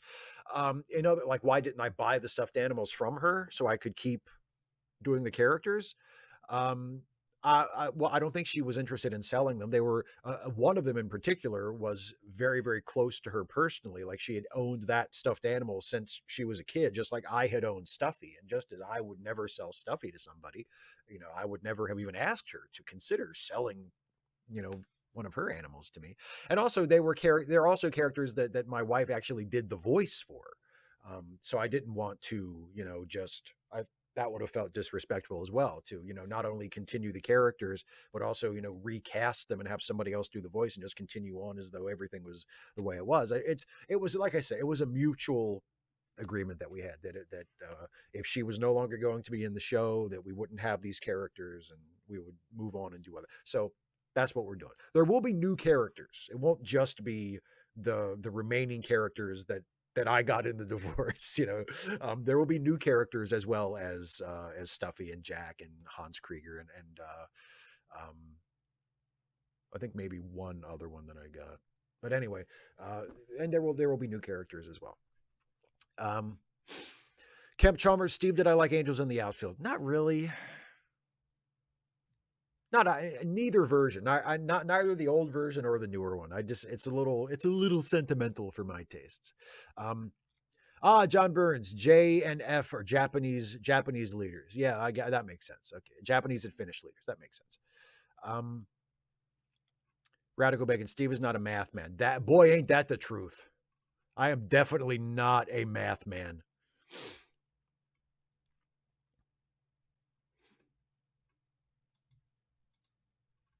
Actually, it was funny.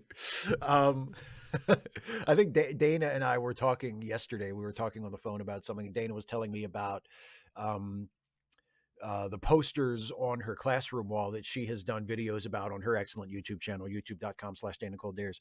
And I think, Dana, you said that one of your students had mentioned, like, for an English teacher, you sure have a lot of science related posters on your wall. And you had said, I don't have that many science posters, and I wish I had more math posters. I need more math posters. I need more math stuff. And I don't think I said this to you, but I thought, boy, nobody, that's never true. That's never true. Nobody needs more math stuff ever. But that's just me. That's just me.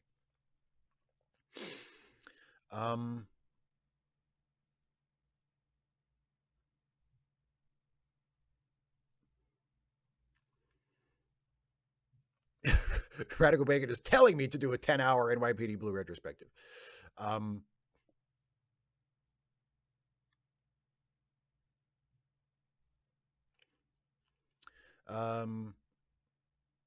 Pedro says, I was lucky that once I mentioned Peter Cushing and you did that video, could I be that lucky again? Because Kurosawa deserves your love. That'd be awesome. I would love to do a Kurosawa. I love Kurosawa. He's one of my favorite filmmakers. So I can't promise anything, but if I get an idea for a Kurosawa video, I would totally do one. Dana, why do you feel bad? I hope you don't feel too bad. Some random geek says, where did you come from? Where did you go? Where did you come from, Cotton Eye Joe? I was born in Washington County Hospital here in Hagerstown. That's where I come from. Joe, how do I feel about For the Love of the Game? Same thing. It's just not one of my favorites. It's a cool idea, like the premise of it, of sort of being like flashbacks as he's pitching the game. That's a neat idea, but it's just not really one of my favorites. 225 AD says, how would you feel if the Dems and the GOP came together to pick a moderate conservative? The opening arguments guys suggested Liz Cheney as a possibility. Well, Liz Cheney being the one is delusional. That's not going to happen. They're not going to pick somebody who's not in the House. Like, Liz Cheney is gone. No, it's not going to be Liz Cheney. It's a nice idea, but it's never going to happen. It's preposterous to float that as a realistic possibility. I mean, having a moderate would be better than having a hard right winger, So I guess I would feel moderately better about that. But it's going to be McCarthy. It's going to be McCarthy. He's going to compromise. He's going to end up giving enough of the holdouts what they want that they will flip and vote for him. And it's going to be McCarthy. It's just going to be probably the most powerless Speaker of the House of anyone's lifetime who's watching this.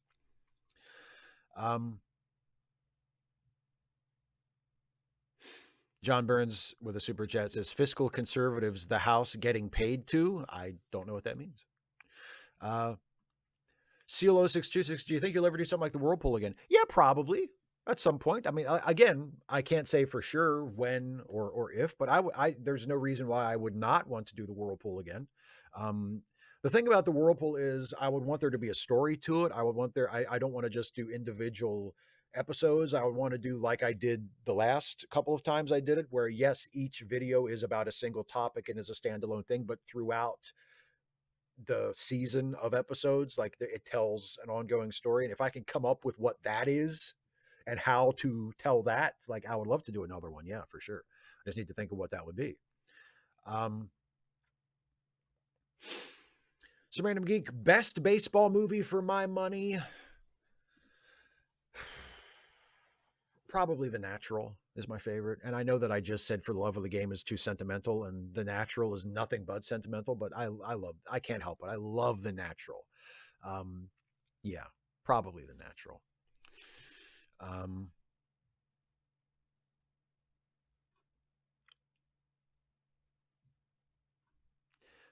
Kurok 2011 with a super chat. When Steve does an NYPD Blue review, one thing I hope he points out is my favorite love story of all time, starting with Ipsitus to Do You Take This? Yeah. I don't know if I'm going to do a video just about that, but of course I'm going to talk about that. I think the first, in my outline, I think either the first or the second video is about Andy, just about Andy, and that would definitely be something I would talk about in that video for sure.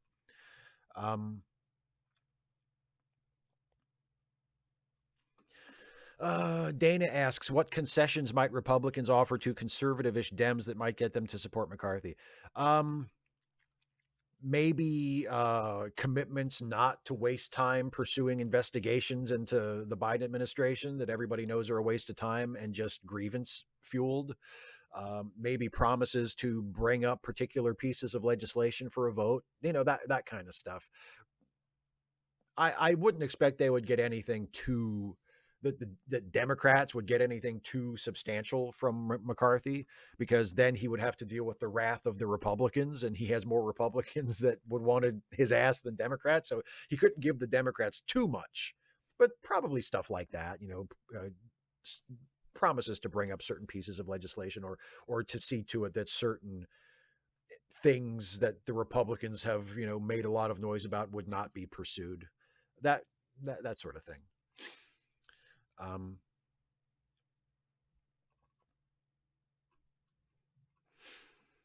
Joe McClory says, if you were the Dems and were willing to vote to put McCarthy over the top, what would you make him give up? At this point, I would make him promise to not obstruct raising the debt ceiling in September, because that's the biggest thing that's coming up on the horizon, is having to raise the debt ceiling again this year. And if that doesn't happen, then the government is completely paralyzed until that happens. And there are a lot of Republicans, especially the super conservative, hard right folks, who are eagerly awaiting that so they can use that for leverage to get whatever fucked up stuff that they want done. And I would ask of McCarthy, if he was going to be speaker, to just not allow that to happen, and to make sure that we get that the raising of the debt ceiling is able to be conducted as smoothly as possible. 25 AD asks, what concessions are left to give by McCarthy? Now, that's a good question. It sounds like, and not everything has been confirmed, of course, but just based on what people are reporting that I've read, I mean, it sounds like he's already given away quite a lot. Apparently, he's one of the deals is to change the rule as to who can call for a vote to depose the speaker, who can call for an election to choose a new speaker. And he has apparently agreed to go back to the old rule, which is that any one congressman can do that, which he had before said, I am absolutely not going to do that under any circumstances. Apparently he's decided to do that if it will get him the votes he needs to become speaker. So, I mean, once you've done that, I don't know what else there is, but I'm sure there's something. Probably something very specific, to individual people. John with the super chat. Thank you very much, John. Says, all the concessions set a bad precedent. It's not the best. It's not the strongest starting point for your new term as the leader, is it? Oh, John, yes, they don't get paid until a speaker's, and that's, well, they don't, they're not even technically sworn in yet. Yeah, absolutely. They're not. Technically, these are Congress people elect who are voting for the speaker, because nobody has been sworn in yet, because nobody does get sworn in until a speaker is chosen. So yeah, that's another little interesting bit of trivia. Like, in the most technical sense, these are not even members of Congress that are choosing the speaker. These are congressional members elect who are choosing a speaker. And then after the speaker is chosen, they can get sworn in, and then they are officially members of Congress. Yeah.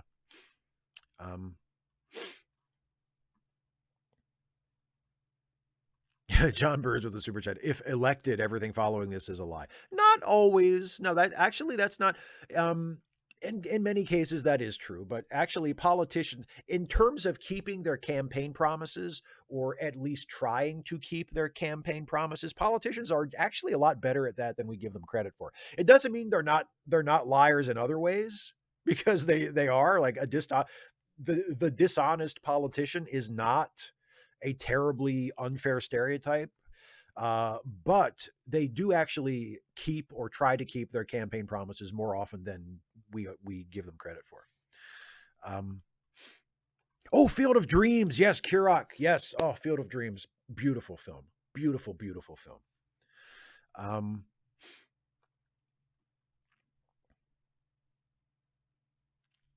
Pedro, well, okay, well, can you explain baseball? If your difficulty is understanding the fact that it has both balls and bats, that's really easy. You hit the ball with the bat, or at least you try to.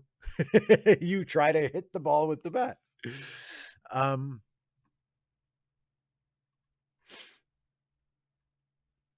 Oh, bye, David. I'm glad you could stop by. Yes, Kirak, exactly. The rules aren't important. What's important is that it's linear.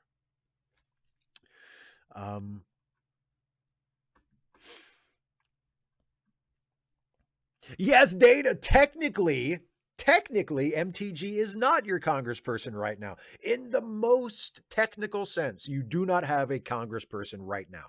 Yes, that is true. So enjoy it while it lasts. Yes, a random geek, that's just batting. You try to hit the ball, and that's the offense. And the defense is you try to catch the ball. Or if you can't catch it in the air, then you grab it as quickly as possible and throw it to the base that the person who hit the ball is running towards, and try to get the ball to the base before they get to the base to get them out. And if you get them out 3 times, then you switch places and it's your team's turn to bat.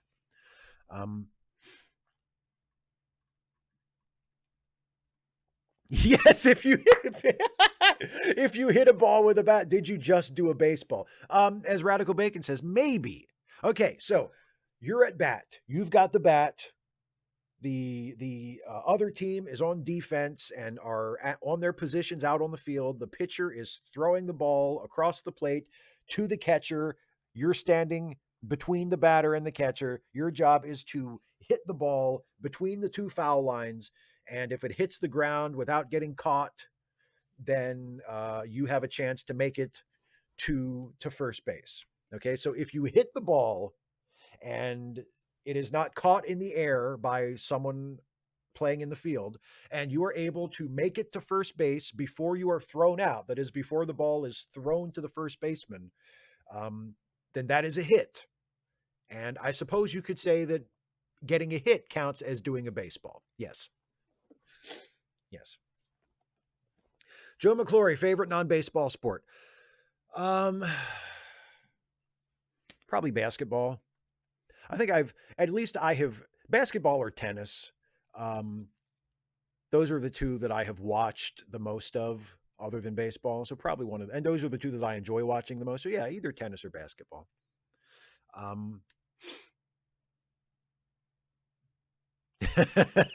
Dana, I know you love baseball.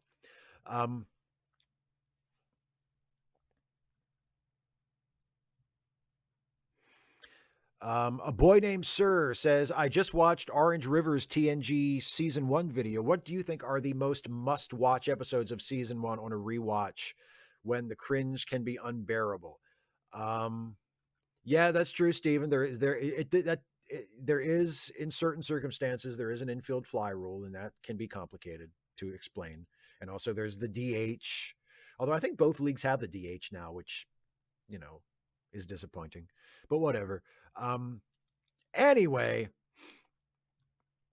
so best episodes or must-watch episodes of TNG season 1. Skin of Evil. We'll Always Have Paris. The Big Goodbye. Those are probably the big 3. Those are probably the best ones, and the ones that are, the most must watch. Yeah.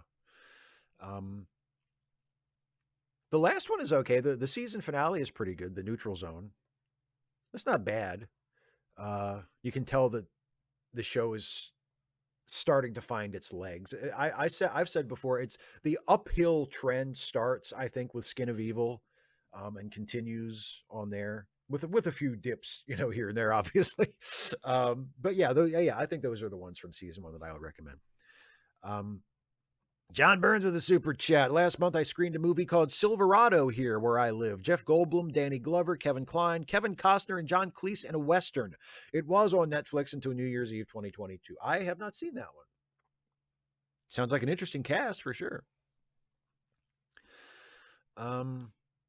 Kemp Chalmers with a super chat. Have you ever watched Night Fighting? I have not.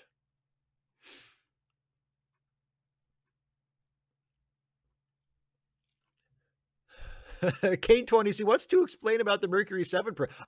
Because it'll get me excited, because it'll make me happy to explain vintage space flight to people. How sweet of you. You guys are so nice. Yeah, Geek, I think both leagues have a DH now. I think it happened very recently. I think it might have happened during the abbreviated COVID season in 2020. I think. But I could be wrong about that. But it's relatively recent, yeah. Kane20C, deathmatch time. Who would win in Oh, this is so great. Who would win in a fight, Garth Brooks or Chris Gaines? Well, Garth Brooks, because he has that big guitar. He always has that humongous guitar. He can smash that thing right over. Chris Gaines is like some soft, like glam rock star guy. Garth Brooks would beat the shit out of him. He'd be honky tonk man and all over that motherfucker with that guitar. Of course. What a great question. What a great question. Dana says, so I haven't actually watched NYPD Blue. Well, one of these days we should fix that.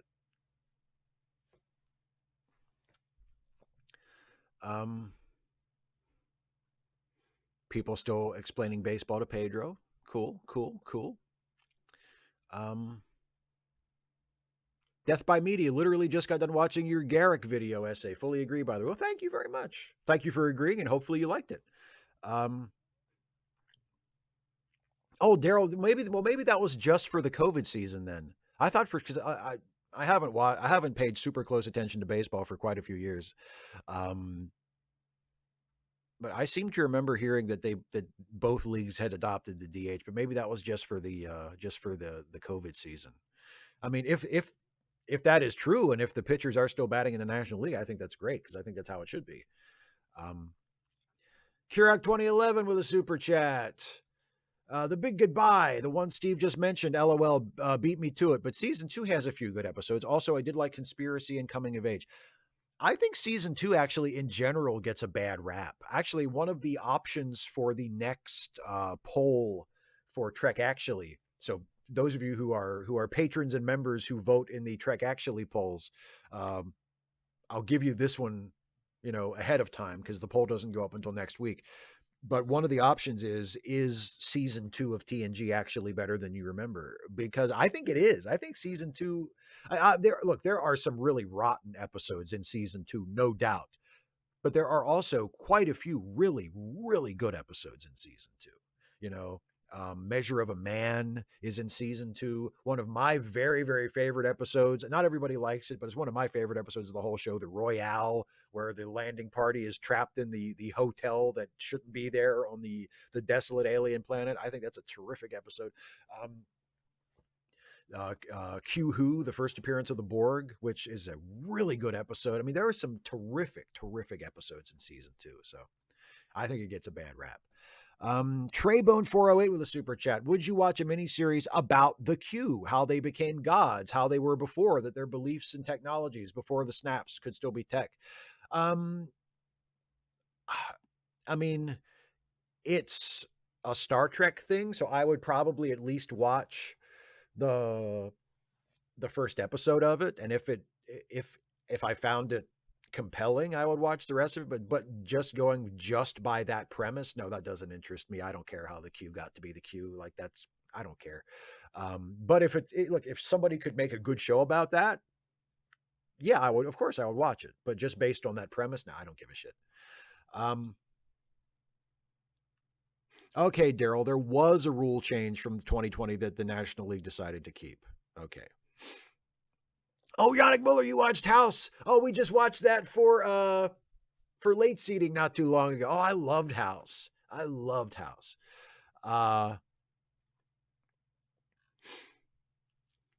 Radical Bacon, Steve, what makes a good baseball player? In my opinion, a good eye, a good strong throwing arm, and speed. That to me is what makes a good baseball player, in the broadest possible terms.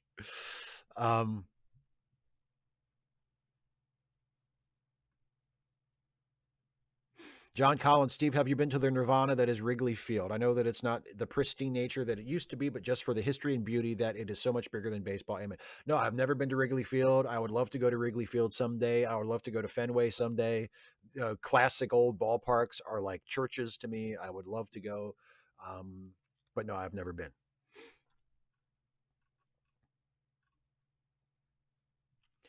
Joe McClory, that's a good question. Do you think NYPD Blue is still propaganda, or does it show them dirty enough that you don't think so? Dana, and by the way, Dana, I'm not sure what question you're referring to. If I need to go back and find it, I will. But off the top of my head, I don't know what question you mean. I did answer one of yours not too long ago. But anyway, do I think NYPD Blue is still propaganda? I mean, I have to admit it mostly still is. The problem with cop shows that try to acknowledge the problems with policing is that either because they just are genuinely made by people who ideologically feel this way, or just because of the nature of series drama where you have to give us characters that we can relate to and root for in some way, they usually end up characterizing the problems as being a few bad apples sort of problems instead of systemic problems. And that, you know, as long as you're in that mode, it's hard to avoid being propaganda. Like the cops in NYPD Blue, even though they are shown in a warts and all kind of way, and we are shown that they have their frailties and their faults and their problems, and they have their prejudices, and there are things they do that are wrong, that the show acknowledges are wrong, even though all of those complications and all of that, you know, dirtying up of the characters, they are still ultimately heroic characters. Like we are still ultimately rooting for them to succeed. And so as long as you have that as the central basis of the show, it's hard for it to avoid being propaganda, even if that's something that it doesn't want to be. It's hard to avoid it. So I think NYPD Blue,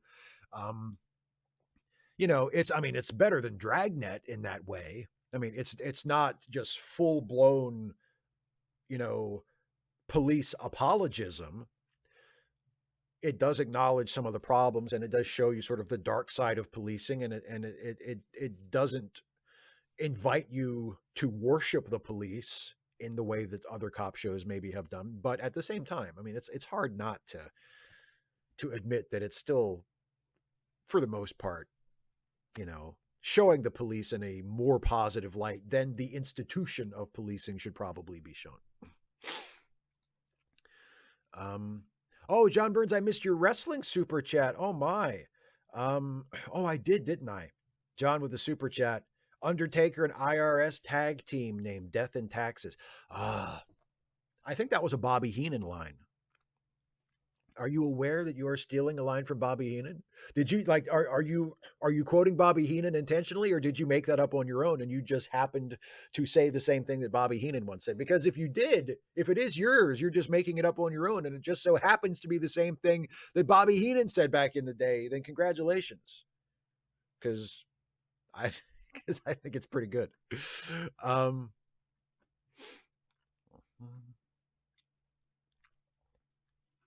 Oh, Dana says, should we watch NYPD Blue on reluctantly after we finish DS9? I would love that if you were up for it. I mean, now keep in mind, we have a few years yet to go before we get through all of Deep Space Nine. We're going to be on Deep Space Nine for a while. We're just starting season 4. So we're not even halfway through yet. But yeah, I would love to watch NYPD Blue. I would love to watch NYPD Blue with you, whether we were doing it for a show or not. But if you wanted to save it for a potential live stream series after we get through Deep Space Nine, yeah, sure, of course. I think that'd be terrific. And Joe McClure, believe it or not, I have never watched The Wire. It's been on my to watch list for a long time, of course. And I've meant to start it at various times, and I just haven't sat down to really. I mean, I'm sure I would like it. It seems right up my alley. And it's produced by a lot of the same people that did Homicide: Life in the Street, which is, again, one of my very, very favorite shows ever. I loved it. Homicide and NYPD Blue, along with Law and Order, were like the big three cop shows in the 90s when I was growing up. And I mean, I loved Homicide, so I'm sure I would love The Wire too, but I've never watched it. Azalea, should I start a review podcast of Deep Space Nine? Yes, of course you should. Of course you should. We all should.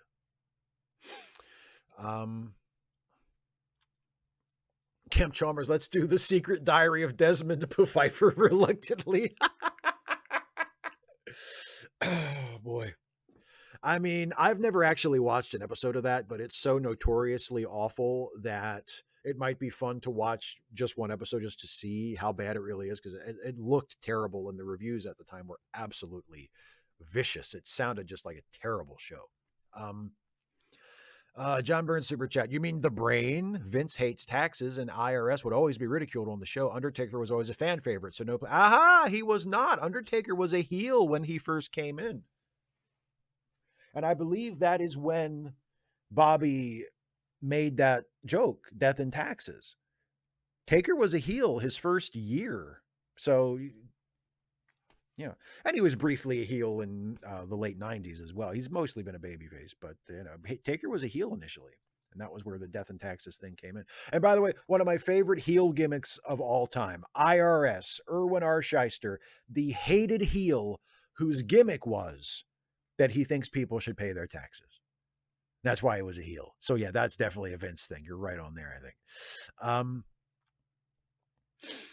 Kirok 2011 with a super chat. The thing is, like you have said, NYPD Blue does address these issues while showing the potential current problems that exist. And also, if you guys watch NYPD Blue, I don't want to miss it.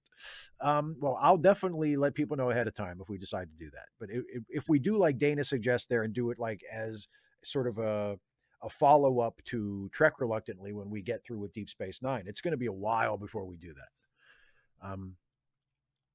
Kemp, it's so bad it's good. That's kind of what I'm hoping for. Radical Bacon, do I have a favorite baseball game? Oh my.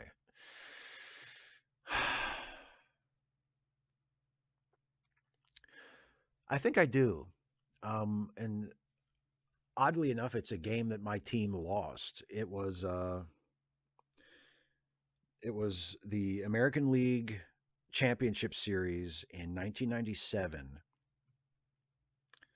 So it was Orioles versus, now they're the Guardians, but at the time they were still called the Indians. And I think it was either game 5 or game 6. It was late in the series, but not like the deciding game. And it went so deep into extra innings. And Mike Mussina was pitching for us. And he was the starter, of course. And Mike Mussina was a fucking brilliant pitcher. And it broke my heart when he left the Orioles and went to the Yankees, because at the time he was my favorite baseball player. And he was just, he was, I mean, the Orioles actually had good teams for a few years in the late 90s. And Mike Mussina was at the absolute heart of those teams. He was legitimately maybe the best pitcher in baseball for a few years. And the game was tied, and it went past the 9th, into the 10th, I think into the 11th, maybe even into the 12th. And they didn't take Mike Mussina out. Mike Mussina stayed in the game, and he was the starting pitcher, and he pitched all the way through into extra innings. And I was watching this game, and I just knew, if they don't break this tie and win this game while Mussina is on the mound, if they have to take him out, that's it. And that's what happened. The Orioles couldn't score, and Mussina just eventually couldn't go anymore. They had to take him out. He was exhausted. And the Orioles brought in a reliever, and I can't remember who it was. It might have been Arthur Rhodes, but I can't remember. It may not have been. I can't remember specifically. And either the next inning or the inning after that, the Indians scored and the Orioles lost. And it was devastating. But Jesus Christ, what a game. Oh, what an amazing game.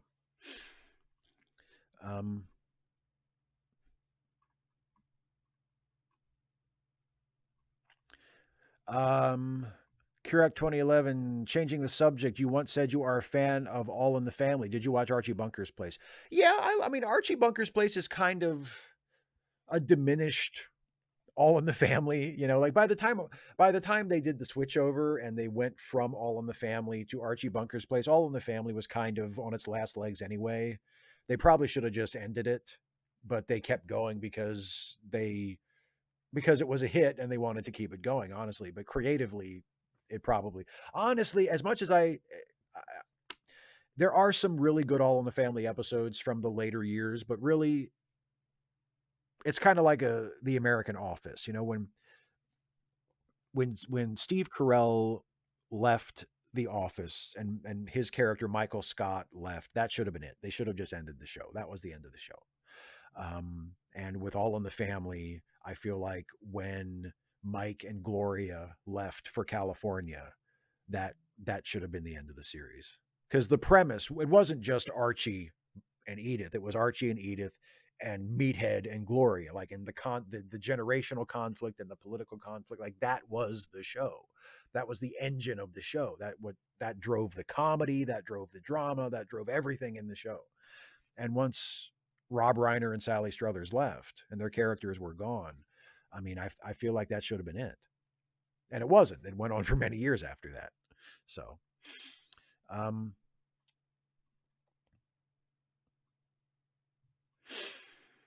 Kirak 2011 with a super chat. Last thing I saw online, there was some talks about bringing the Incredible Hulk series back. From what I read, this would ignore the 3 made-for-TV films and pick up right after the last episode. So it would acknowledge the old show. I mean, I guess obviously it would be new actors because Bill Bixby is no longer with us. Yeah, okay, from Kenneth Johnson's series and taking place in the 80s with today's effects and starring another actor to play the Hulk as well as Banner and McGee. Anyways, would that be something you... Well, of course I would watch it. Just out of sheer curiosity, I would watch it just to see what the hell it was. It doesn't really sound like the best idea. I know if I did an Incredible Hulk TV series, I would not want to constantly be inviting people to remember that incredible classic show from the 70s and the early 80s. I want to try to do my own thing and set it apart so people could appreciate it on its own and not constantly be comparing it to the old one, because they'd be doing that anyway, but I wouldn't want to be, asking them to do that over and over again. So of course I would watch it, but it doesn't sound like a great idea to me. It's ballsy, I'll tell you that much. John Burns with a super chat. On the CBC, there was a show, Seeing Things, a newsman with psychometry who would get clues by touching objects like clothing. Love that corny show. It sounds like a fun premise. Oh,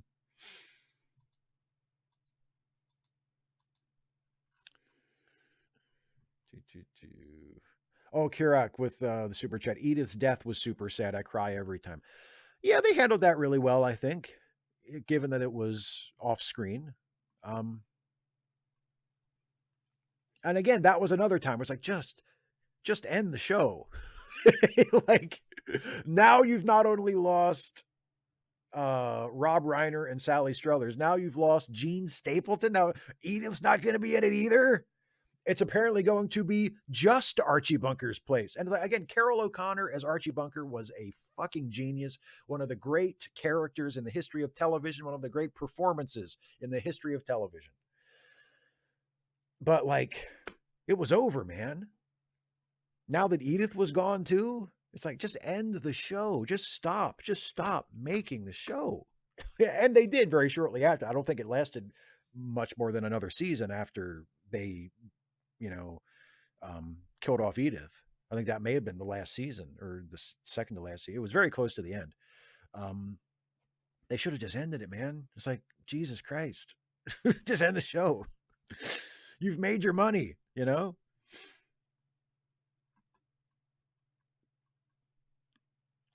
Fans are pissed how badly Incredible Hulk ended.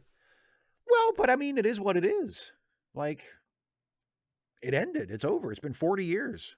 Like, it's been 30 years since the movies, even. Over 30 years, I think. No, not over 30 years. No, maybe about 30 years. It was the last movie was in the early 90s, wasn't it? Because Bill Bixby died in like 93 or 94, didn't he? Something like that. So, I mean, it's maybe, maybe we're not happy about the way it ended, but it ended. It's over. Shit. Time to move on. Azalea, favorite quips and quotes from TNG. I'll tell you, most of mine are going to be Q related. I love when he says, I think it's in,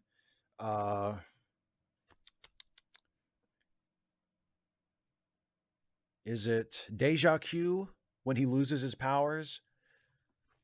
And there's that exchange that he has with Worf when they doubt that he has actually lost his powers. And he says, "What must I do to convince you people?" And Worf says, "Die." And then Q looks at Worf and says, "Ah, Worf, how have you been? Eat any good books lately?" And that's one of my favorite quotes. I love it. I also love the way at the beginning of Tapestry when Picard is in the white light and then Q is the god figure that greets him in the afterlife is Q. And Q takes Picard's hand and steps out of the light so that we see that it's Q. And I love John Delancey's delivery of the line when he says, "Welcome to the afterlife, Jean-Luc. You're dead." Just love that so much. Oh,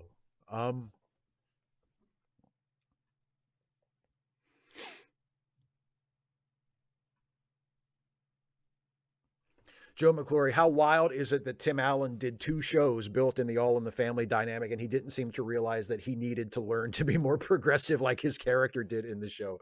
Well, I mean, yeah, we have, unfortunately, several examples of actors who apparently did not watch their own shows, or if they did watch them, they failed to internalize the messages of them. Yeah. John Burns, yeah, Tim Allen was great in Galaxy Quest as the fake Shatner for sure. He was, and he was aping Shatner for sure. Watch the movie Kelly's Heroes, great cast. I agree, really, really great cast. Bye, Dana. Good night. Thanks for hanging in there with us. Hope you feel better. Hope you get a good night's sleep and you're not so tired in the morning. Someone asked about the new Quantum Leap. Yes, Kane 20C. Any thoughts on the latest Quantum Leap? It was all right. I didn't think it was as good as the last couple of episodes. Their last 2 episodes before they took their mid-season break, especially the Halloween episode, I thought were by far their best episodes. This new one was fine.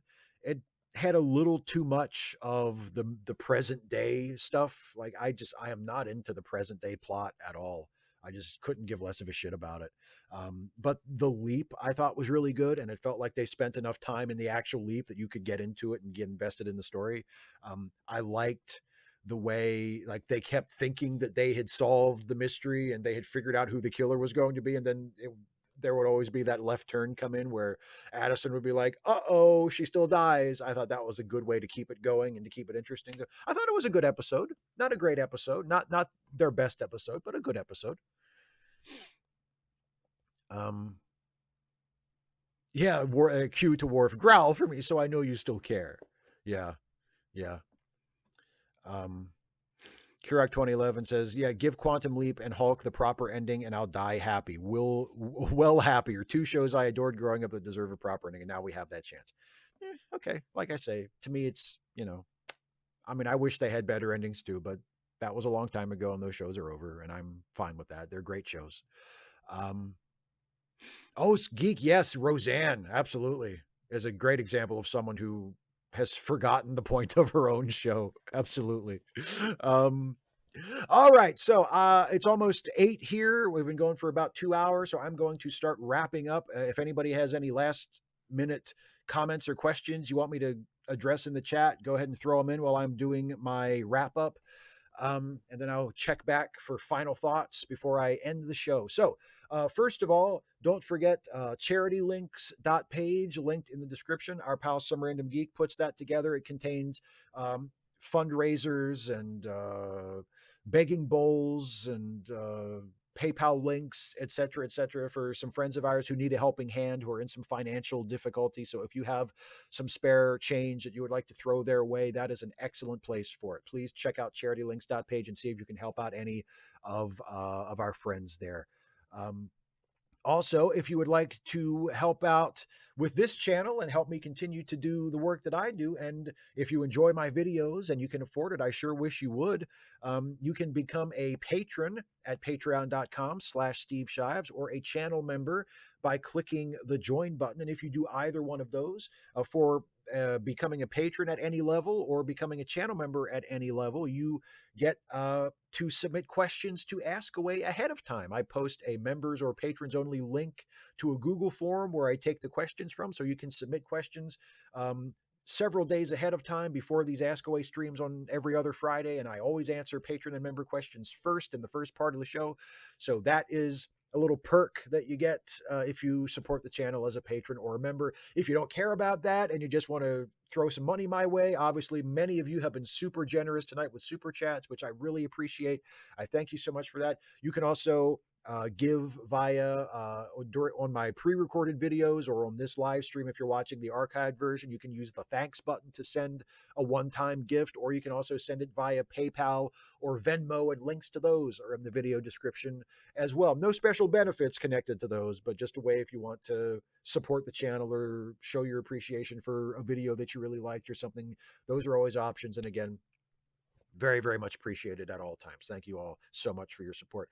Also, don't forget, if you enjoy my YouTube stuff, I am on 2 awesome podcasts that are a part of the Let Me Listen family of podcasts. There is Late Seating, the movie review podcast that I co-host with the great Jason Harding.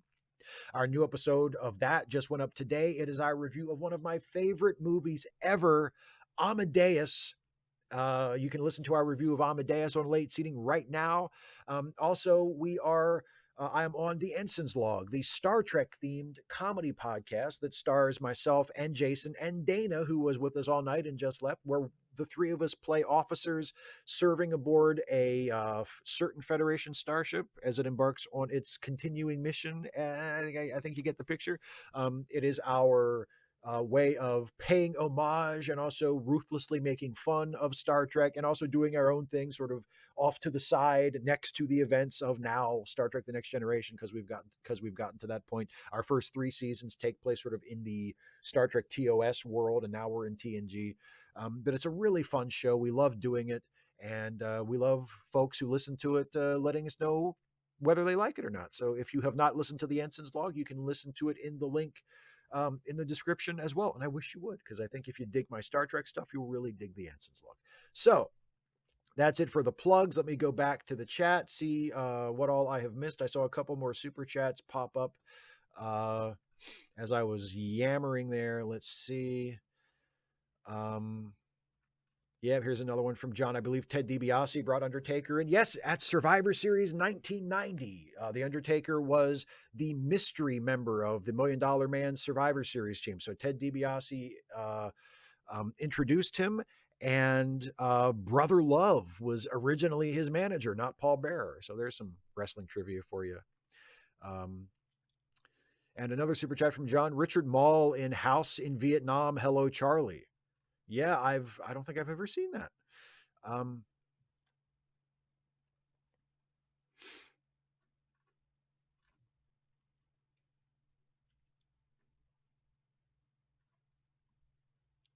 Nathaniel D. Aiken, let me go back and see if I can find your question.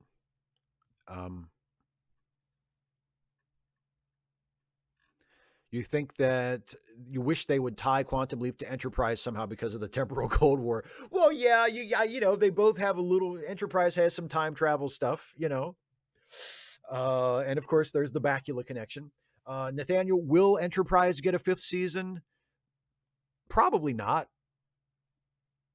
Probably not. And again, like just as I have said with the Incredible Hulk and Quantum Leap, which are both shows that I liked way more than Enterprise. Like those are generally two of my favorite shows ever.